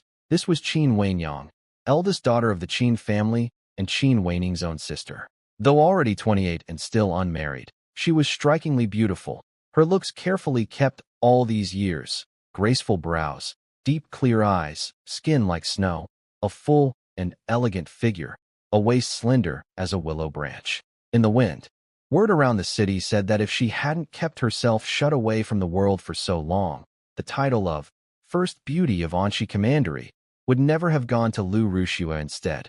10 years back, a young scholar caught one glimpse of her and was so struck he composed lines comparing her to a beauty unforgettable, impossible to stop thinking of even for a single day. That moment alone had drawn the attention of countless young men from noble and wealthy families across the region.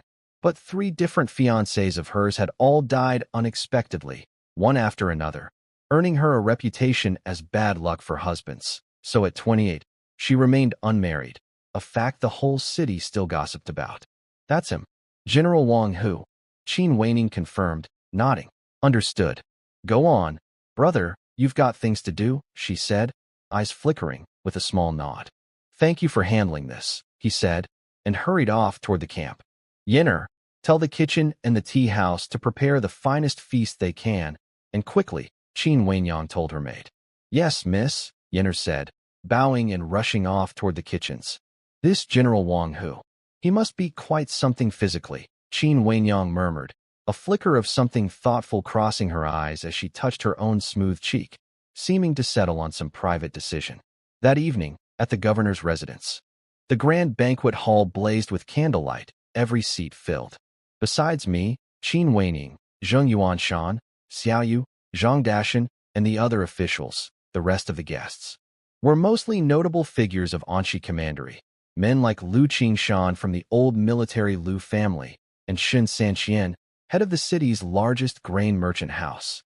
Once everyone settled in, soft music drifted through the hall, and 9 graceful dancers in feathered robes and colorful skirts entered and began moving to the rhythm at the center of the room. Everyone, let's raise a toast together, in thanks to General Wang for driving the Hu invaders out of our commandery, Qin Weining said, seated beside me at the head table, lifting his cup. Thank you all, I said, smiling, and drank with the rest of the room. General, you've been running yourself ragged across the whole commandery. Now that you're back in the city, you should stay a few extra days, Qin Weining said. I've already had men expand the old garrison commander's residence. It's yours now, temporarily serving as the general's mansion. So you'll have a proper place to call your own here in the city. If it's not to your taste later, I'll have a brand new mansion built for you. No need to build anything new, Governor. A place to rest my head is enough, I said, shaking my head. I had no interest in spending the people's money on something like that, or giving anyone reason to talk. Good. I'll have the workers finish quickly and get servants and entertainers settled in so you can move in soon. For now, you'll stay at my residence. Let me be a proper host, Qin Weining said, smiling, pleased I hadn't refused. Huh. A soft bed is the death of heroes, Governor. Sounds like you're trying to make our general forget the way home, Lu Qingshan called out from a lower table, joking. Military matters keep me busy these days. I really can't stay in the city long. I'll be heading back to Shishan Pass first thing tomorrow, I said, going along with the joke.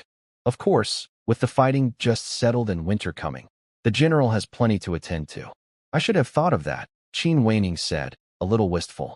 Shen Sanqian stood and bowed toward me. General, I am Shen Sanqian of the Shun Grain House. I've long heard of your remarkable feats, and it's an honor to finally meet you in person. Governor Qin told me about you, that you opened your granaries to help the refugees during the siege. Good work, I said, eyes steady. Starting next month, your grain house will supply all the food for the Northern Pacification Army. Thank you, General. The Shen family will follow your lead from now on, and we won't let you down, Shen Sanqian said, bowing low, full of surprised delight. As long as all of you truly care about this commandery, I'll make sure none of you regret it. Let's work together and make Anxi thrive, I said, raising my cup to the room. Don't worry, General. We'll stand united, and we won't let you down, Qin Wenyang said, speaking for the group. Good. Let's drink to it. I laughed and drained my cup. A few rounds of drinks and dishes later, the hall had loosened up, conversation flowing easily, everyone in good spirits. The music shifted from the full ensemble to a single zither, and the 9 dancers filed out, replaced by a single woman in palace dress, her face hidden behind a white veil. She had a full, graceful figure, her hair piled high, and as she danced, the golden ornaments in her hair swayed and caught the light. Qin Wenyang, somewhere between drunk and sober, suddenly froze, staring at the dancer. Something about her felt deeply familiar, especially her eyes, carrying that same faint touch of sadness he knew so well. What is it, Governor? I asked, caught up in watching the dancer myself. Her slim waist, her full figure, the graceful curve as she moved, those soft, watery eyes. I felt my throat go a little dry, if I'm honest. Nothing. Must be the wine, Qin Wenyang said, shaking his head. It's getting late, Governor. Maybe you should rest. I think I'll turn in myself, I said, stretching and yawning. Good idea. I'll have someone prepare a bath and a room for you, General. We'll share breakfast in the morning, Qin Wenyang said, nodding.